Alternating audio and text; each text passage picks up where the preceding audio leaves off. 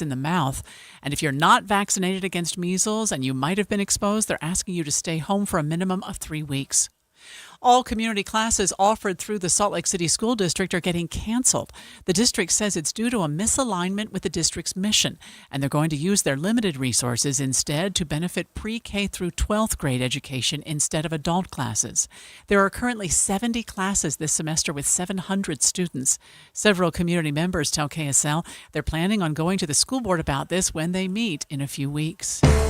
Our top national story this hour from ABC News. President Trump says the war in Iran will be over soon. In the Middle East, Iran shows very little sign of slowing down. They continue to fire missiles. We saw more missiles targeting Israel. Just right after the president gave his address, there were missiles flying around this whole region. We've had 2 oil tankers struck in the Strait of Hormuz just this week alone. So what we have seen from the beginning and what we continue to see after this address is a defiant Iran who show no signs, really, of wanting this conflict to end, at least on terms that the United States would like to see.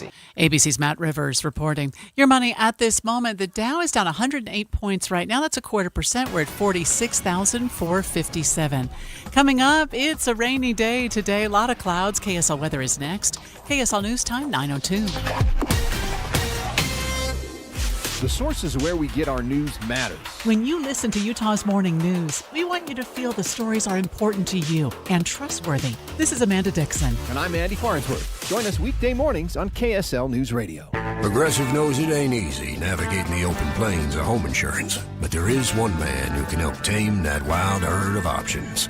The Home Quote Explorer.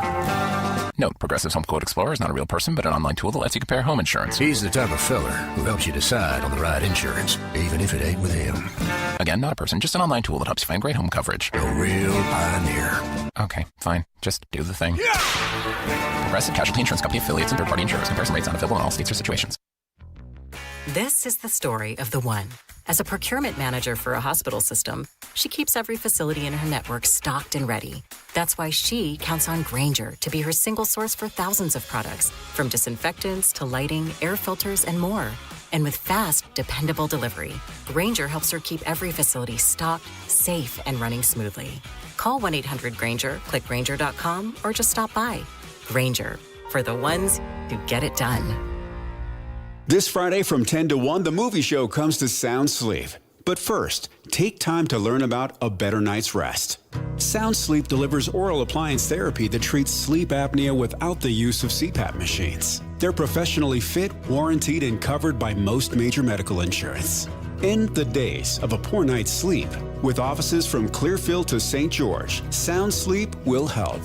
Call Sound Sleep at 801-716-8672 today. This weekly tax tip is brought to you by the Utah Association of Certified Public Accountants. Here's CEO Susan Spears. If you have student loans, don't miss out on the student loan interest deduction. Here's the good news right up front. You don't have to itemize to claim it. If you paid interest on student loans in 2025, you may be able to deduct up to $2,500 on your federal tax return you'll file this year. That applies to loans for your own education, and in some cases, loans you're legally responsible for, like Parent Plus loans. What surprises people is how this deduction works. It's considered an above the line, meaning it reduces your taxable income before your tax bracket is even calculated. There are income tax limits, and the benefit phases out as income rises. Get the most out of your income tax preparation when you hire a licensed CPA. Visit uacpa.org to find a CPA that's right for you. And check out new tax tip videos by following on social media at Talk to Your CPA. I'm Congressman Mike Kennedy. For years, Utah families have paid too much for health care, groceries, and everyday essentials. I'm fighting for health care reform that puts patients first and lowers costs. I'm also working to cut waste, fraud, and abuse in Washington because your tax dollars should be spent wisely. Fiscal responsibility means lower costs and a government that works for you. I'm Mike Kennedy, and I'll keep fighting for Utah families. Paid for by official funds authorized by the House of Representatives. Traffic and weather together, brought to you by UCCU. Earn 4.24% on savings at uccu.com. And here's Cormac Bone. We do still have just a little bit of northbound I-15 slowing in Provo, approaching South University Avenue, but that seems to be dying out as the morning drive it comes to a close. Roadways in Salt Lake County looking like a really easy drive right now in the morning, or in the midday drive. just a little congestion at the mouth of Big and Little Cottonwood Canyon with road restrictions in place there. Where our big issue is northbound I-15 in Willard. There is still a crash blocking that right shoulder. Looks like they had traffic closed for a minute. I wasn't seeing any cars going through, but they are letting them through now, so it is heavy and slow just because they let that build up for just a second. And we also do have delays through Sardine Canyon going from Brigham City to Manaway because of road restrictions in construction and some wet roads as well. With nutrients blended for greener, healthier turf in our local soil, IFA's 4+ Lawn Care program is the ultimate lawn owner power move. Cormac Bone in the KSL Traffic Center. The rain will continue off and on today. We even saw some hail up in Weber County earlier this morning. Expect colder temperatures. Today will be in the low to mid 50s. Tomorrow 49 for a high. Before it clears out, we have a beautiful Easter weekend. Right now it's 54 degrees. I'm Amanda Dixon from the KSL Common Spirit Health Studios. Listen online at kslnewsradio.com. We're Utah's news, traffic, and weather station. The all-new Inside Sources.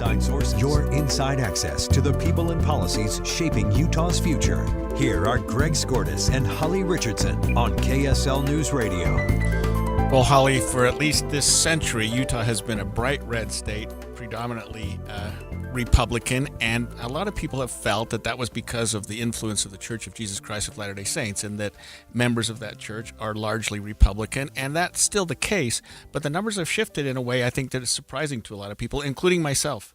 It's not just Utah. This is a national trend, and it's one that is looking, I think, really about maybe not so much the whys, but the what is happening. And so here to break it down, we have Brigham Tomka with the Deseret News, who wrote a story about that caught my eye this morning. Thanks for joining us, Brigham. Yeah, thank you so much. This already starts with an interesting Utah tie before we even get to the subject matter, and that is that YouGov's lead researcher, Brad Jones, who's a BYU grad, published an analysis last week of 2 decades of cooperative election survey data, and that is the largest election poll in the nation. And what it found is that over the past 2 decades, actually every major demographic in the country identified less as a Democrat, or identified less with the Democratic Party. This was a trend that you saw across age, race, education barriers, with the exception of white, college-educated men and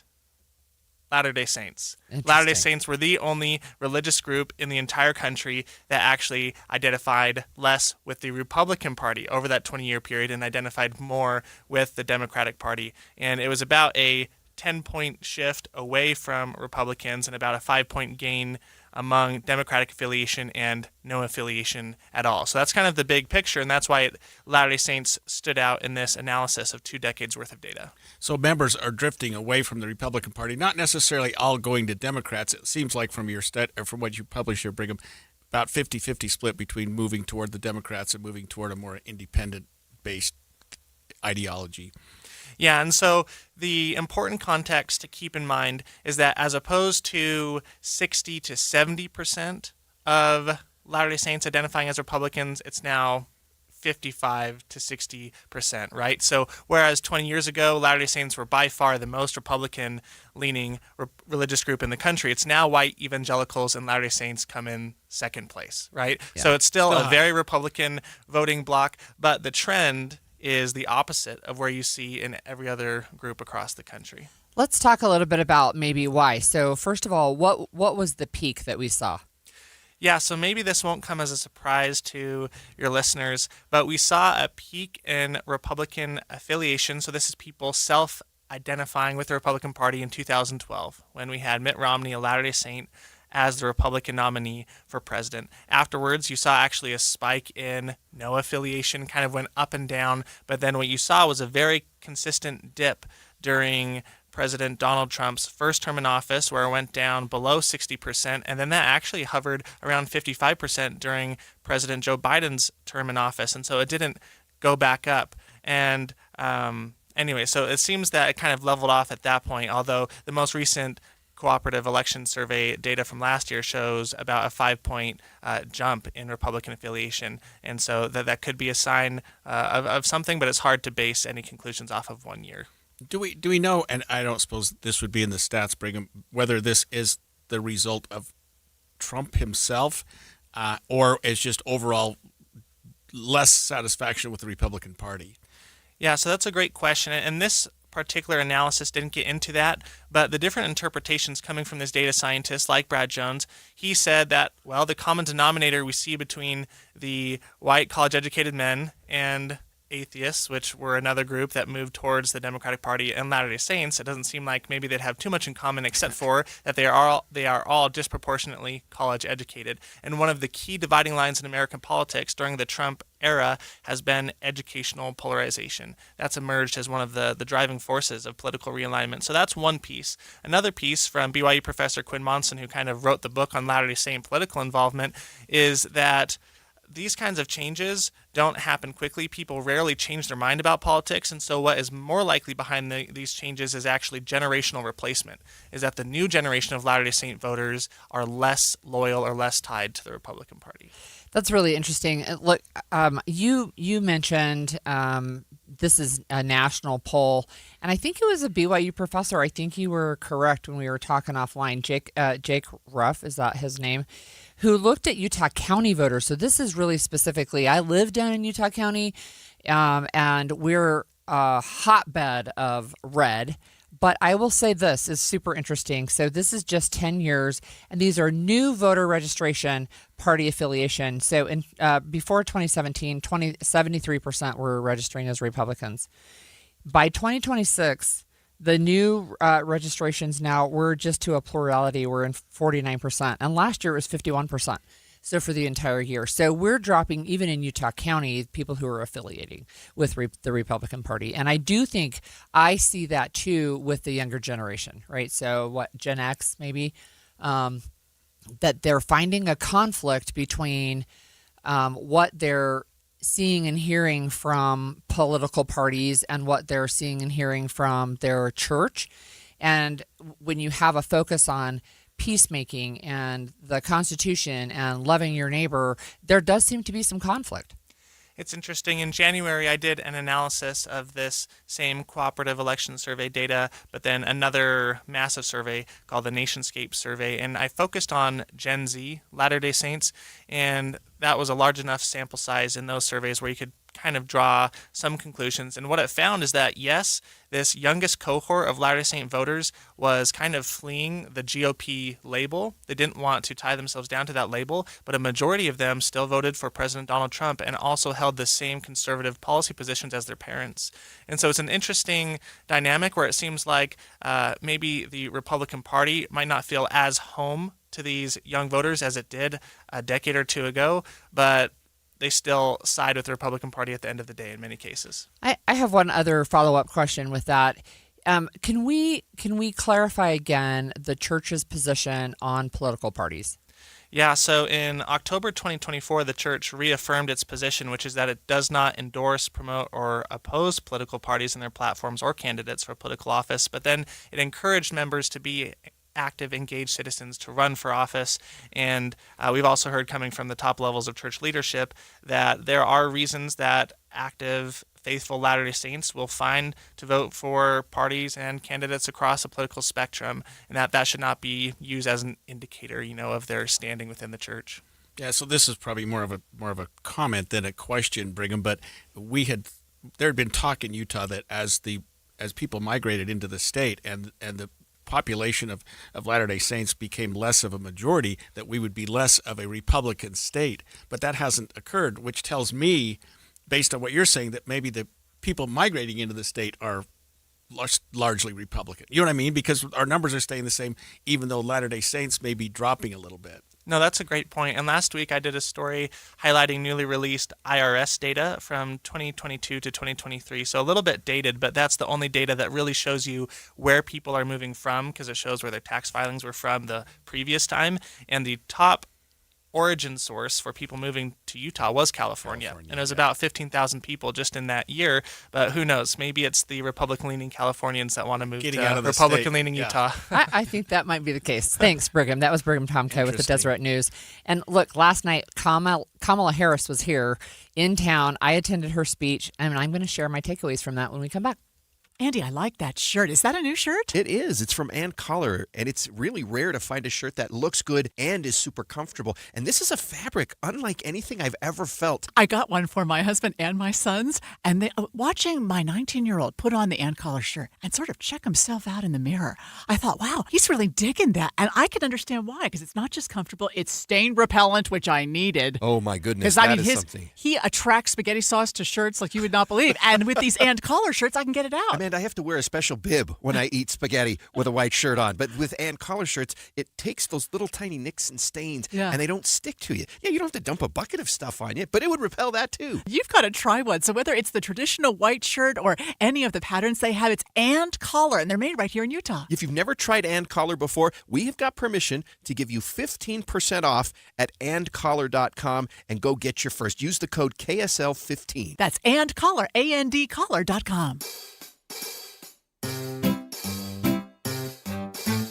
1-877 Cars for Kids. KARS Cars for Kids. 1-877 Cars for Kids. Donate your car today. 1-877 Cars for Kids. KARS Cars for Kids. 1-877 Cars for Kids. Donate your car today. Ready to get rid of that old car? Donate it to Cars for Kids. Call 877-CARS-4-KIDS to speak to a friendly live agent. Donation is super easy, and your car can be picked up as soon as tomorrow. Go to carsforkids.org now or call 877-CARS-4-KIDS to donate your car today. 1-877 Cars for Kids. KARS Cars for Kids. 1-877 Cars for Kids. Did you know you can donate real estate too? Go to carsforkids.org. That's cars with a K. Higher taxes, soaring inflation, record low interest rates, and the skyrocketing cost of healthcare. The list goes on. Retiring successfully today is a lot more complicated than ever before. Learn how you can tackle the biggest challenges that you'll face in retirement today. Don't miss a special edition of Retirement Solutions Radio. It's this Saturday afternoon at 3 o'clock, right here on KSL, News Radio 1027. Have you ever lost weight only to gain it all back? If so, you're not alone. In fact, the number one concern people have about starting a weight loss program isn't losing the weight, it's gaining it back later. Many programs can help you lose weight, but very few teach you how to keep it off long term. Some even require you to spend thousands every year on medications or prepackaged meals just to maintain your results. And when you stop paying, the weight comes back. At SLC Fat Loss, their doctor-developed program helps adults lose 20 to 40 pounds in about 60 days using real food from the grocery store. But more importantly, they teach you how to maintain your weight so you can keep the results long-term without giving up the foods you love or relying on ongoing medication or expensive meal plans. That's why thousands across Utah trust SLC Fat Loss to help them not just lose the weight, but keep it off. Schedule your free consultation today at slcfatloss.com. That's slcfatloss.com. Results may vary. This is Dylan Gunther of the Utah Mammoth. Scoring goals is what I do. Driving a BMW from BMW of Utah, that's how I roll. Proud to be a Utahn, drive elevated. Hi, it's Tori DeVito. In every family, small conversations can make a big impact.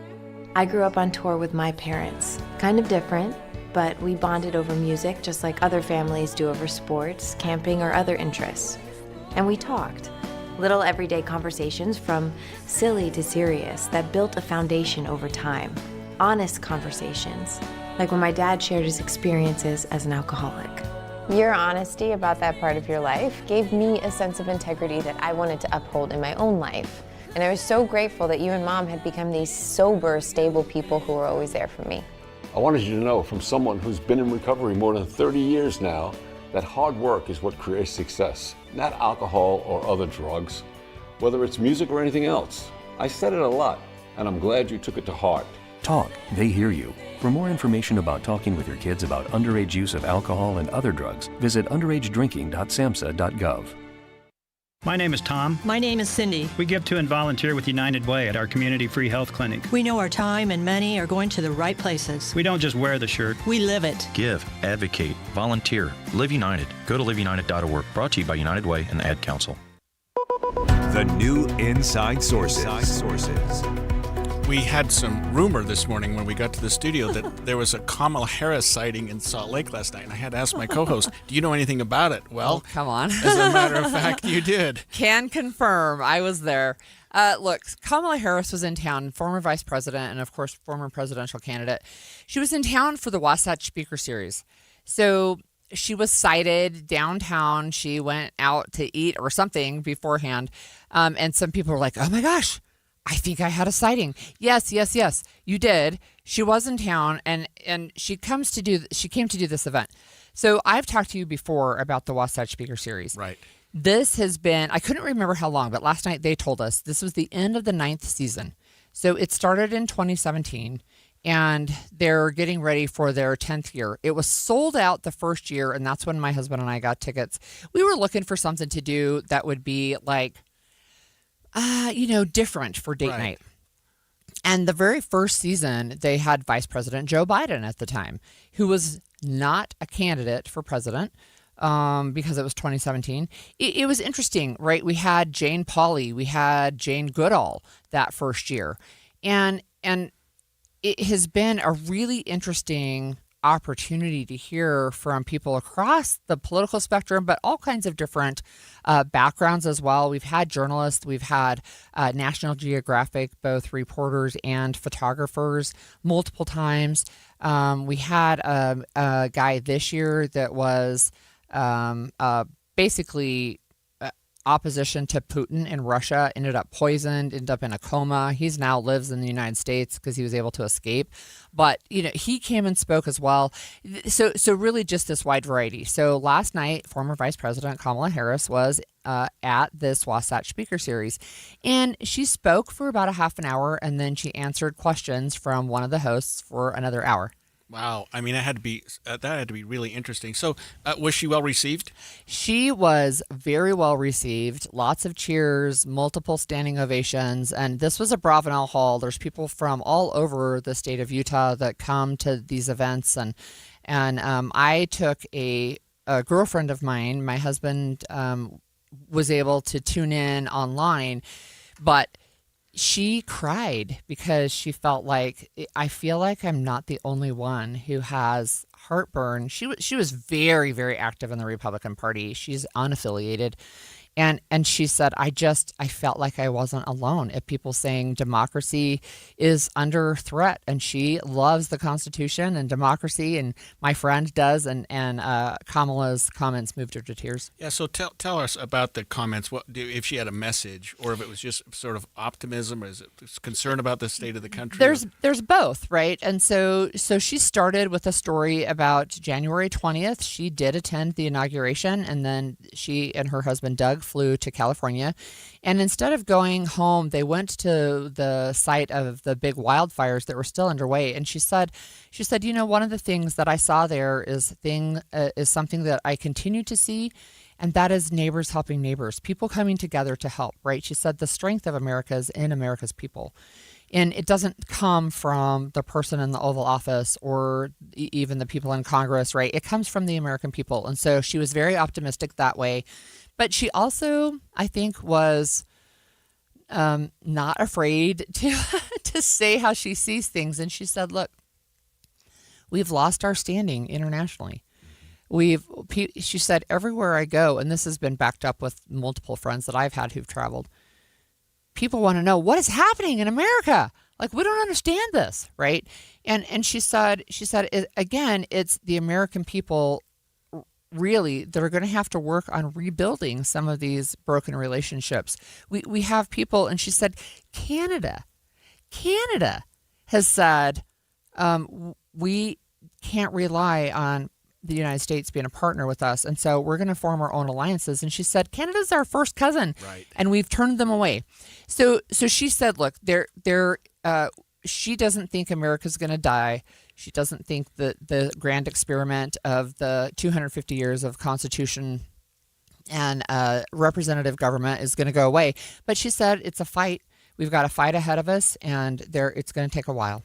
Did she talk about her own loss, the election, and maybe what happened there or things that contributed to it, or was that not really part She- of her agenda? It wasn't a main focus, I would say. A part of what she said about that, because she has released a book called 107 Days, I think is the title, because that's how long she had. And she said, we needed more time. Right. Look, she said, we had some policy things that I knew were really popular, but we had to vet the policies ahead of time. And so we weren't able to roll it out until September, which was just too short a time period. So she felt like she needed more time. She said, I wanted more debates, and I wanted to be able to have Donald Trump on the stage with me more often, and he refused. But because it was so close to the end, there wasn't really enough time to kind of force that issue either. But really, she didn't address a lot of that. What's her future, do you think, or did you get a handle on that? I mean, That certainly had to come up. So not directly. I will just say that the moderator with his last question said, we want you to know we appreciate your service to the country and potential future service. And the audience kind of laughed because certainly she's been rumored that she will run in 28. There are other people who are certainly talking about running in 28, including Pete Buttigieg, who also came to the Wasatch Speaker Series this year, also a very good speaker. So I don't know. Is she out of the picture completely? No, she's not. And she's doing a lot of travel. She's doing a lot of speaking right now. I would say she's on a listening tour for sure. But she had some really interesting, I think, ideas. Not in a strange way. Like I'm not saying interesting in a weird way. She said we need a civic renewal. We need to be able to build trust with each other. She said it's broken. It's broken in a way that it hasn't been in many, many decades. And she said in the U.S. the power is with the people, and that we need to come together. She said what we're seeing sometimes, and she finds it really unfortunate, as do I, is that a lot of times we find ourselves in this country blaming the powerless instead of the powerful, right? And we need to not do that. That with this civic renewal, we can come together as a people.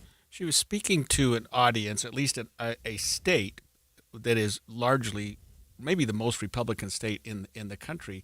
Did you think her message was different, what she said last night, than maybe if she'd been speaking to a group in New York or a group in California? I don't think it was different. And, again, because I've been going for 9 years now, a lot of the speakers, they do come with hope. They do come with optimism. They do come with the message that they want to share, but they don't come with a campaign speech. Do you know what I mean? Mm-hmm. It's not the rah-rah campaign. This is everything the Republicans are doing wrong. But she did have some pretty pointed comments about President Trump and the people that he has surrounded himself with. She is not a fan of the war in Iran.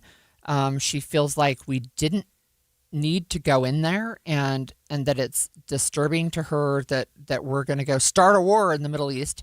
But she didn't spend a lot of time on that either, right? So she talked about her upbringing. She talked about her mother, who as a woman of Indian heritage, meaning from India, in the 1950s told her dad, I want to be a surgeon.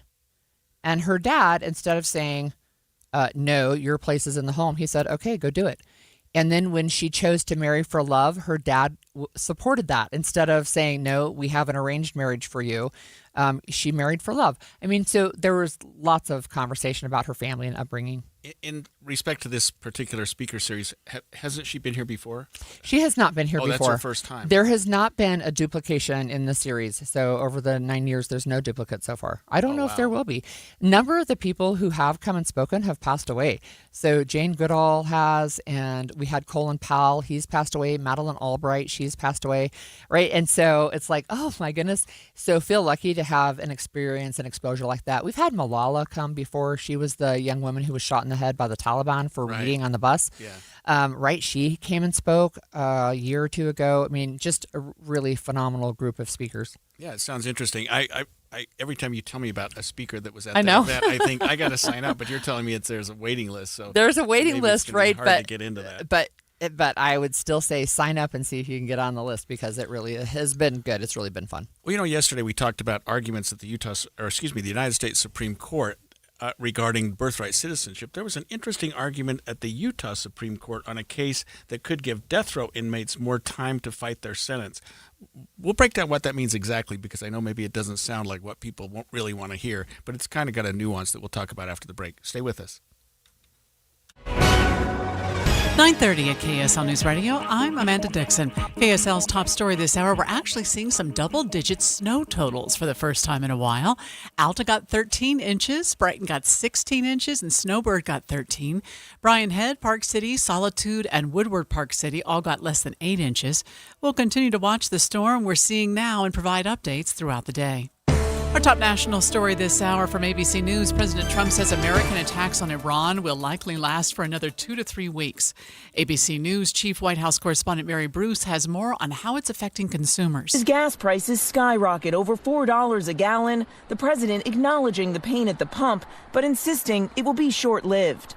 This short-term increase has been entirely the result of the Iranian regime launching deranged terror attacks against commercial oil tankers in neighboring countries that have nothing to do with the conflict. Iran continues to choke off the Strait of Hormuz, but Trump says it's up to other countries to reopen the critical waterway. Overall, the president says his objectives for the war are nearly complete. Your money at this moment, the markets are down, but boy, they've made up a lot of ground since the opening bell. The Dow is now down 72 points, which is just over 0.1%. We're at 46,489. Coming up, we've got rain and snow today. KSL weather is next. KSL News Time, 9:32. Mornings are for recharging. And they're for starting your day right. We volunteer to join you in the car. Get news and weather at 102.7 FM during the most important part of your day. Andy and Amanda, each morning between 5 and 9 on KSL News Radio. Every year, we seem to have a few people trying to get our free furnace promotion after the sale has ended. What's up, everybody? I'm Mike Wilson with Any Hour Services, and I know you want to save as much money as you can, but that's not how sales work. When they're over, they're over. Lucky for you, we still have a few more spots on our schedule we need to fill, so I'm extending the sale, but I'm not quite sure for how much longer. Definitely no later than April 30th, and once I think our schedule's full enough, I gotta pull these ads, so don't wait too long to call and schedule your free estimate. Just to recap, when you have Any Hour Services install a new air conditioner, we'll give you a new furnace for just the cost to install it. About $400. The furnace is free, you just pay the labor. So if your furnace and air conditioner are ready to be replaced, don't be one of those people that wishes they had called and taken advantage of our free furnace sale. The estimate's free, and we'll make sure you have all of the information you need to decide if our free furnace sale is right for you. If you think you might be interested, call Any Hour Services at 801-443-7400. You can Google Any Hour Services. You can even schedule online at anyhourservices.com. No one helps more homeowners than Any Hour Services. Hi, this is Derek Overstreet, president of the New Millennium Group and co-host of Stop Working, Start Living with KSL News Radio. Can you imagine what your life would be like if you could retire 3 to 5 years earlier than you thought possible? The things you could do, the loved ones you could spend time with, the memories that you could create. That's what our team at the New Millennium Group does. We'll walk you through the entire process every step of the way. If you'd like to get a copy of the 5-step proprietary plan that will help you retire 3 to 5 years sooner than you thought possible, give us a shout right now. 888-999-6370. That's 888-999-6370 or utahsfinancialplanner.com. Listen, most of our listeners right now have a tax problem, not a money problem. There's not enough money in Social Security Medicare as it is. Let us show you how you can significantly reduce your taxes. That's 888-999-6370. 888-999-6370 or utahsfinancialplanner.com. Progressive knows life takes you in many directions. Bear right at exit 32, then begin to wonder why you never bought a fish tank. In 1.3 miles, you'll realize you've been mispronouncing epitome your whole life. At the roundabout, you will remember you said something at dinner you wish you hadn't and will think about it for decades. You have arrived at your destination, but it turns out there really is no destination and life just keeps going. Wherever life takes you, protect your home and auto with a bundle from Progressive. Progressive Casualty Insurance Company, affiliates, and other insurers. Not available in all states or situations. You could file your taxes on a basic free service, which is fine. But are you okay with fine? Because when it's your money on the line, do you really want to guess if you missed a credit or hope the math is right? Get the confidence of TurboTax for free right on the Intuit Credit Karma app. Free Fed and free state for simple 1040s only. Around 37% of filers qualify. See details at turbotax.com/free. No schedules except for EITC, CTC, student loan interest, and Schedule 1A. Traffic and weather together brought to you by UCCU. Build smart, save big with construction loans at UCCU. And back to you, Cormac. The crash that we had on northbound I-15 in Willard has cleared off the road. Delays follow suit, so it's once again a problem-free drive on I-15 all across the Wasatch Front. Where we do have delays is eastbound Pioneer Crossing in Lehigh. That's heavy and slow, starting near 500 West and all the way over to I-15. And we also do have road restrictions in place through Big and Little Cottonwood Canyon due to some snowfall. Head to Logan for springtime fun. Experience the original Baby Animal Days now through Saturday, plus April 9th through the 11th. Cuddle baby calves, pigs, sheep, and more. Check the calendar at explorelogan.com. Cormac Bone in the KSL Traffic Center. Rain and snow in the mountains off and on today with a high temperature around 50. Tomorrow we'll get to 49, but we should have the sun peek back out tomorrow and a beautiful weekend in store. Right now we do have some rain downtown and 48 degrees. I'm Amanda Dixon from the KSL Common Spirit Health Studios. Listen online at kslnewsradio.com. We're Utah's news, traffic, and weather station. The all-new Inside Sources. Your inside access to the people and policies shaping Utah's future. Here are Greg Skordas and Holly Richardson on KSL News Radio. Well, yesterday the Utah Supreme Court heard arguments on a case involving death row inmates and the way that and the manner at which they can fight their sentence. There's I'm looking at this article. This is a KSL.com article, Greg, and I just have some questions. So as I understand it, there's supposed to be a protocol for execution. What does that even mean? Yeah, so that's a great question, and that's what this case was all about. It wasn't about the ability to challenge the death penalty or the constitutionality of it. It's to challenge the protocol that was used. So protocol is this. In Utah, we allow for the death penalty to be carried out in really one way, and that is lethal injection. And so that's the way we do the death penalty in Utah. Now, there's a provision in the law that says if the medication is not available for any reason at all, the state can default to firing squad. In the old days, we used to have the inmate or the accused, the convicted, would have the right to pick between firing squad and lethal injection. We haven't had a firing squad since 2010 when Ronnie Lee Gardner was executed that way. So now people are executed by lethal injection. But what happened was this. If you recall, it was about, 3 or 4 years ago, Tabarone Honey. He'd been on death row for a gajillion years, and he was finally scheduled to be executed by lethal injection, and the state couldn't get the drug. The drug manufacturer was being a little standoffish, saying, hey, we didn't develop this drug for that particular reason. And so they were making it really hard to get. So the state went through a different avenue, and he challenged that and said, wait a minute, that's not an approved method. And the question becomes, does the inmate have the right to challenge the manner of their execution? If the law says you die by lethal injection, what right does the inmate have to say, well, the lethal injection should be by this and this and this, where the state says, no, it's going to be by, you know what I mean? No. So let me ask you again then. So he did die by lethal injection, did he not? Right. So the challenge was the protocol says it has to be XYZ medication, and you didn't use that medication? They didn't on him. They used something else. And in fact, they used twice the dose required because they had 2 syringes and they didn't want to waste one. And so they used twice the dose. And so that was just one example. But the question, what really was, when we look at limiting appeals, when we look at the ability for an inmate to limit their number of appeals, when they can file them and what that appeal can be, is this something that should be limited? That you can challenge the manner of your execution, but you have to do it within a certain statutory period.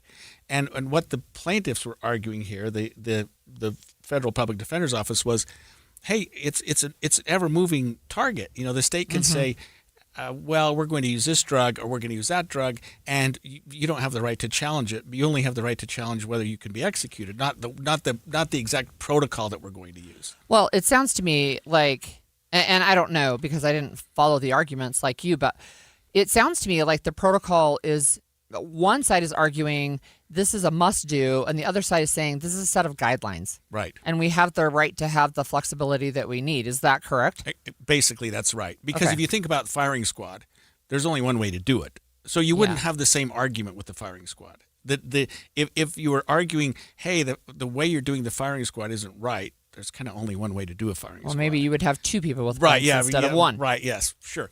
That's a good question. That's a good point. But this involves lethal injection, and if the state is using some experimental method or something that's not proven, or something that a drug manufacturer has said, no, I don't think this is going to work, can the inmate challenge that particular problem? They can challenge their execution, but can they challenge that? And if so, do they have a period of time they have to do it? Because what the state is arguing is, look, if we allow this, then any inmate can challenge their execution up until the point that they're literally laying on the table and about to have the lethal injection placed in their arm. You know what I mean? They can say, hey, wait a minute, this is not the way you were supposed to do it. And so the state's saying, look, for the benefit of the public who wants some finality and the victims who are absolutely entitled to some finality, there has to be some statute of limitations. There has to be some rule. There has to be some guideline in place that says, if you're going to argue this, you have to do it at a certain time.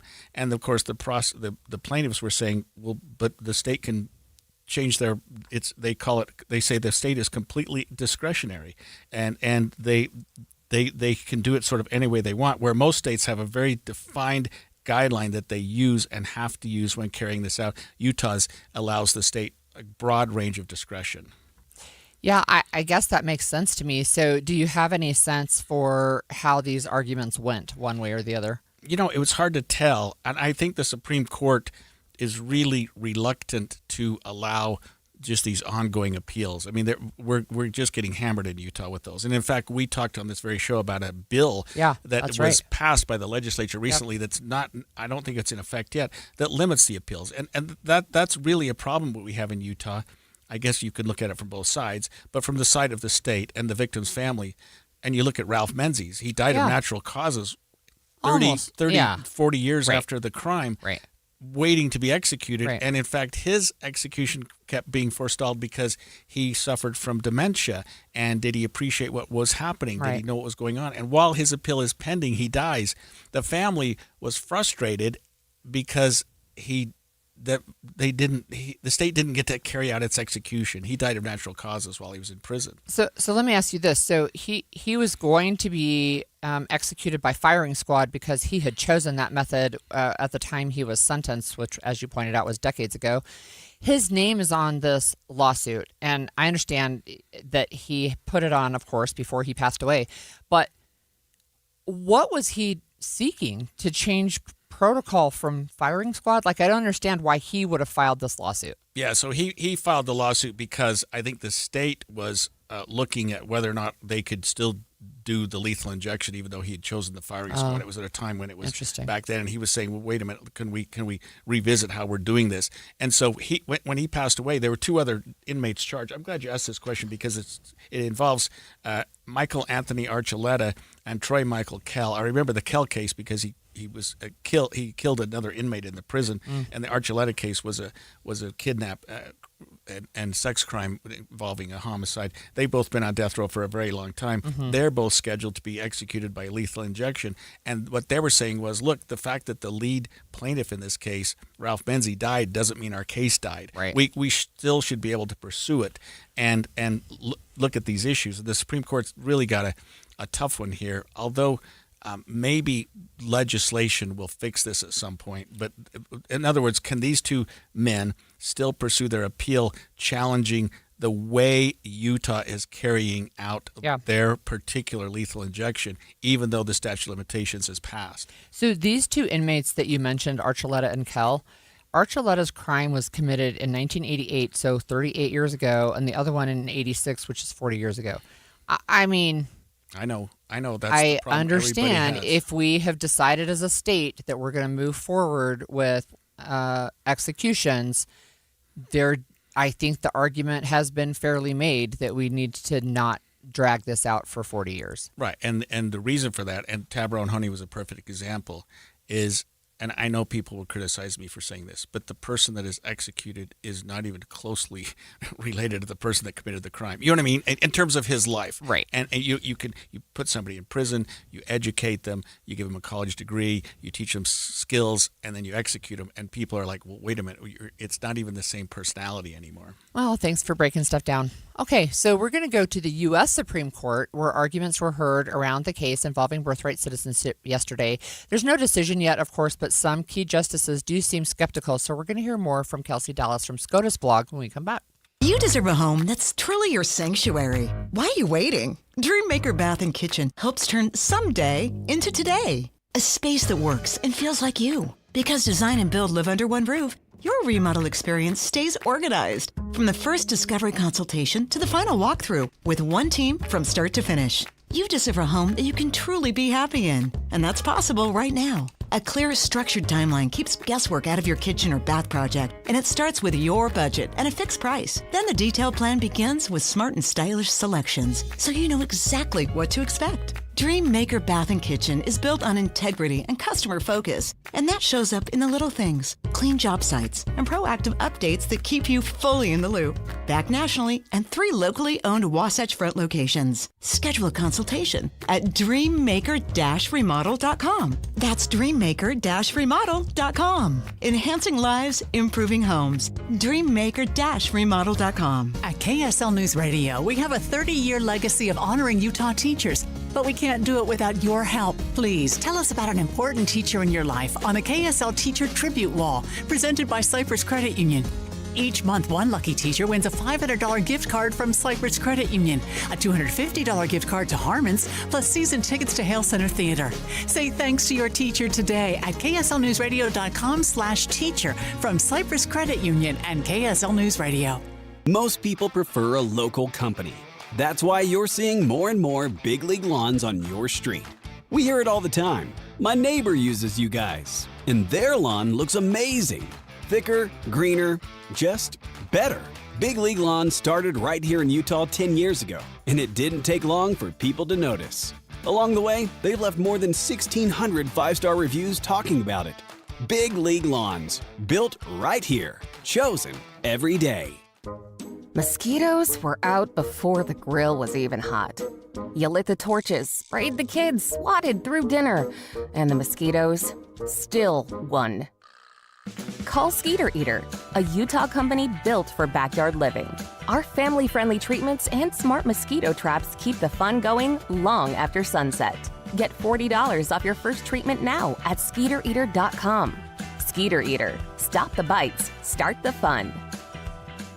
I'm here with Monty from Connecticut Quality Water Systems of Salt Lake, an authorized independent dealer. So, Monty, I wonder if you know someone like this. He's the ultimate DIY guy. Restores classic cars, builds his own deck, and even smokes his own brisket. Sounds like a talented guy. He is, but get this, his other weekend hobby is troubleshooting his water softener. He's always down there resetting the timer or fiddling with the circuit board. See, Doug, that's where I draw the line. Smoking a brisket is a great weekend project. Yeah. Fixing an electric water softener is just a chore. Exactly. He thinks he's saved money by buying the bargain brand, but he's paying for it with his Saturdays. That's the Connecticut difference. Our systems are premium because they are non-electric and fully automated. No computers to fry, no timers to reset. We install it and you get back to the hobbies you actually enjoy. If you want soft water, do what I did and leave that to Connecticut. It runs on water power, not willpower. Learn more at softwaterutah.com. That's softwaterutah.com. This message comes from Viking, committed to exploring the world in comfort. Journey through the heart of Europe on an elegant Viking longship with thoughtful service, destination-focused dining, and cultural enrichment on board and on shore. With small ships that bring travelers closer to the destination, there's more time to explore. And every Viking voyage is all-inclusive, with no children and no casinos. Discover more at Viking.com.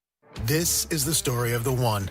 As a maintenance tech at a university, he knows ordering from multiple suppliers takes time away from keeping their arena up and running. That's why he counts on Grainger to get everything he needs, from lighting and HVAC parts to plumbing supplies, all in one place. And with fast, dependable delivery, he's stocked and ready for the next tip-off. Call 1-800-GRAINGER, click Grainger.com, or just stop by. Grainger, for the ones who get it done. Stolen Voices of Dole Valley, a gripping new podcast about a serial killer you've probably never heard of, Warren Forrest. If he had dumped two, you would have thought maybe there's another one. But now a witness, identified in the podcast, could lead investigators to Jamie Grissom. Binge Stolen Voices of Dole Valley wherever you get your podcasts and hit that subscribe button so you don't miss the latest breaking news in the case. Inside Sources. Well, yesterday during the show, we were able to hear parts of arguments in front of the United States Supreme Court regarding a case that is of great consequence, I think, for this particular session. I know that everything the Supreme Court does is, but regarding birthright citizenship and an executive order, one of the very first executive orders that President Trump signed when he went into office to change birthright citizenship and to say, look, birthright citizenship is one thing, but somebody who's born here while they're to the children of people who are here illegally or under some other circumstance shouldn't automatically make them U.S. citizens. And there was an argument yesterday made by the administration and by the ACLU that took over 2 hours. The Supreme Court really hammered them on a lot of questions from both sides, and I think the Supreme Court did a really effective analysis of that, and the attorneys for both sides were really very well prepared. So we talked with Kelsey Dallas, the managing editor of SCOTUS Blog, I think after the government had presented its case. Is that correct? Yes. Okay. So we were about halfway through, and we know the president was there, but then he got up and left. So, Kelsey, thanks for joining us again this morning. Yes, thanks for having me. What happened in the second half of the arguments yesterday? And then tell us your overall take over there at SCOTUS Blog on where key justices might be leaning. Yes, so you might remember that the first half where the Trump administration, the federal government, was presenting its case for limiting access to birthright citizenship, really the theme was tough questions, that all sorts of justices were really pushing the Solicitor General on his position, which made several legal experts who work with SCOTUS Blog think that this could be an 8-1 or even 9-0 ruling against the Trump administration and blocking that executive order. As we briefly discussed yesterday, there were certainly tough questions for the attorney from the ACLU who is representing the challengers to the executive order, and that made some of our legal experts a little less confident about predicting this major win for the challengers. So the overall thinking remains that the Trump administration will lose this case, that the birthright citizenship order will not be allowed to take effect. But we're now thinking maybe more like a 6-3 ruling with a couple of conservatives with the Democrat-appointed justices. So talk to our listeners, if you would, Kelsey, about, let's go back to the government's argument, and the word domicile came up over and over and over and over. Can you explain how that was relevant to the conversation, at least from the Trump administration's perspective? Right. So that comes into this conversation because part of what is being argued here is that we've been interpreting this phrase in the 14th Amendment, subject to the jurisdiction thereof, incorrectly for more than 100 years. Basically, that we've been over-interpreting it to mean basically anyone born in the United States, just a very few narrow exceptions. And the Trump administration has this position that you are not subject to the jurisdiction of the United States if your parents' domicile is actually somewhere else, if they consider themselves legal residents of some other place. And importantly, if they are not legally within the United States. And what's interesting about that concept playing such a large role in arguments is that word domicile is not used in the 14th Amendment. And so some folks are a little frustrated that ended up being such a big focus in this case, because it's like, wait, isn't the Supreme Court trying to engage in an analysis of the actual words of what's in front of them and not sort of bringing in these other concepts? Kelsey, I wanted to know if you could speak to the arguments that were made that times have changed, because I really appreciated Chief Justice Roberts' retort to that. Right. Probably the mic drop moment from the argument, the one that everyone was quoting on X or Twitter, was Chief Justice John Roberts speaking with the Solicitor General. So again, Solicitor General D. John Sauer was arguing in support of this executive order limiting birthright citizenship. And they briefly spoke about the idea of birth tourism, or people coming intentionally, very wealthy people from other countries, paying someone or themselves coming to the United States to have a baby here just so that that baby could then claim U.S. citizenship and potentially wield that citizenship in dangerous ways in the future to sort of hurt our country.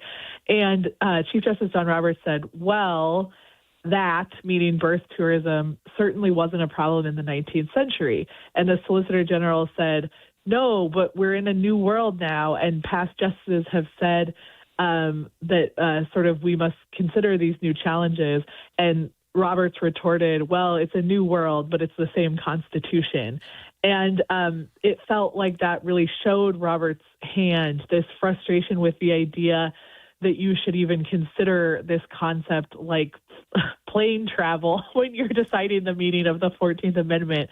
And that was picked up on by other justices. I believe Justice Kavanaugh was saying, why are you even bringing this birth tourism argument before us? That's the type of argument you would make when you're trying to pass a policy in Congress and saying, here's the reason for this policy. It's not the type of argument you can bring before a judge and say, we're allowed to maybe bend the Constitution because, look, we're really worried about this thing that's happening. So Justice Alito was particularly concerned when the ACLU lawyer, the woman who represented the defendants in the case, or the ones that were challenging what was the challengers, yeah. What was it from his questioning that gave you and other experts concern that maybe this isn't going to be a 9-0 decision? So during that first half of the argument, Justice Alito was asking surprisingly tough questions of the Solicitor General. But then when the ACLU attorney, Cecilia Wong, was speaking, it was like, whoa, if you thought that was tough, look at how Justice Alito is posturing now, like pushing very hard, sounding very animated. And one of the questions was this domicile that we spoke of earlier in this interview, saying that, okay, maybe the 14th Amendment doesn't talk about domicile, but this significant 19th century Supreme Court ruling called Wong Kim Ark does use the word domicile 20 times. And so why would the court think so much about domicile in that ruling related to birthright citizenship if it doesn't matter to the conversation? I will add, however, that folks in the courtroom, so including SCOTUS Blog's Amy Howe, our lead reporter, said that, yes, there were tough questions from Justice Alito, but later on, speaking to the ACLU attorney, it felt like he was almost lobbing softballs to help her articulate the stronger aspects of her case. So in other words, Alito's questioning during that second half of argument was mixed, even if it had this really aggressive point. Kelsey, and we're speaking with Kelsey Dallas, managing editor of SCOTUS Blog. Was there any impact that was noticeable from the president being there for the first half of the arguments? No, it does not seem like it disrupted the argument. There were some theories floating around that maybe it changed the way the Solicitor General approached his argument, not really the content of it, but like almost his performance. That's not meant to be like an insult. It's part of advocacy before the Supreme Court is how you carry yourself, your volume, how fast you're speaking. And some folks watching the argument or listening to the argument thought that maybe Sauer was trying to be a little bit more of a tough guy in front of Trump to really show Trump that he was working as hard as he possibly could to defend the executive order. But the justices themselves did not seem to acknowledge the president's presence. And so he sort of watched that first half and then left without any sort of notable disruption. Kelsey, we've only got about a minute left, but something happened yesterday that I guess I wasn't familiar with ever happening before, and that was at the end of the argument, it seemed like they allowed each justice, in order of their seniority, to ask one final question. Is that true, and is that normal? Yes, that's called the seriatim round, and it came about during the early days of the COVID-19 pandemic where the court had to hear arguments over a conference call. And so the justices had to start taking turns instead of jumping in because it would just be a mess if they were speaking over each other. And so once the justices returned to the courtroom, they went back to the more free-for-all approach for the first half of each attorney's time. But in the second half, they go one by one in this round that sort of lets everybody have their final say. They're only supposed to ask one or two final questions, like you can't open a can of worms, but it just gives everybody, especially justices that maybe couldn't get a word in edgewise, a chance to sort of raise their biggest concerns. Wonderful. Imagine a justice not being able to get a word in edgewise. Well, thanks, Kelsey, managing editor of SCOTUS Blog, joining us yesterday and today with really helpful information about the Supreme Court arguments yesterday on birthright citizenship. When we come back, it's been a year since President Trump's Liberation Day, when broad tariffs he imposed around the world. Now we're going to have a special story about how those have affected us in America and the rest of the country. Stay with us. KSL FM Midvale. KSL Salt Lake City. From the KSL Common Spirit Health Studios, this is KSL News Radio. Utah's news, traffic, and weather station. 10 o'clock at KSL News Radio. I'm Amanda Dixon. KSL's top story this hour, the Utah violinist who spent more than 2 weeks in ICE detention last summer is now a permanent resident of the United States. John Shin was placed in an ICE detention facility last August while he was on a business trip in Colorado. His attorney just told us his green card was approved. He now holds almost all the rights of a U.S. citizen and will be able to apply for his own citizenship in just under 3 years. Former Vice President Kamala Harris spent some time last night here in Salt Lake City. She was at Abravanel Hall for the Wasatch Speaker Series. Our top national story this hour from ABC News, another weight loss drug is hitting the markets. The FDA has approved a new GLP-1 weight loss drug. It's a pill called Foundayo from Eli Lilly. It starts at $149 for the lowest dose without insurance. It can be taken any time of day with no food or water restrictions. It's available beginning Monday. ABC's Hannah Battah reporting. Your money at this moment, the Dow is down 103 points. That's about 0.2%. We're at 46,462. Coming up, we've got rain in the valley and snow in the mountains. KSL weather is next. KSL News Time is 10:02. A reminder about the simplest way to get updated for your day. Hit your KSL preset when you jump in the car, and we'll take care of the rest. Hear key news updates and traffic reports. Andy and Amanda from 5 to 9 in your car. KSL News Radio at 102.7 FM.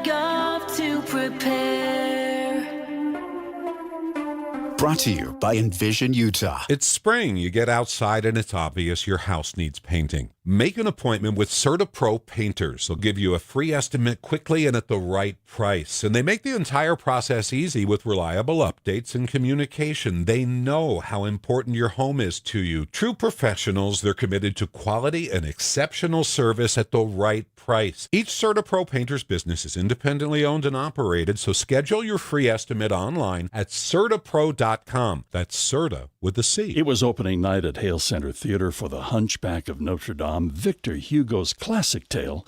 I was with my son, Ian, and it was nothing short of spectacular. The staging, the costuming, the music, it's simply breathtaking.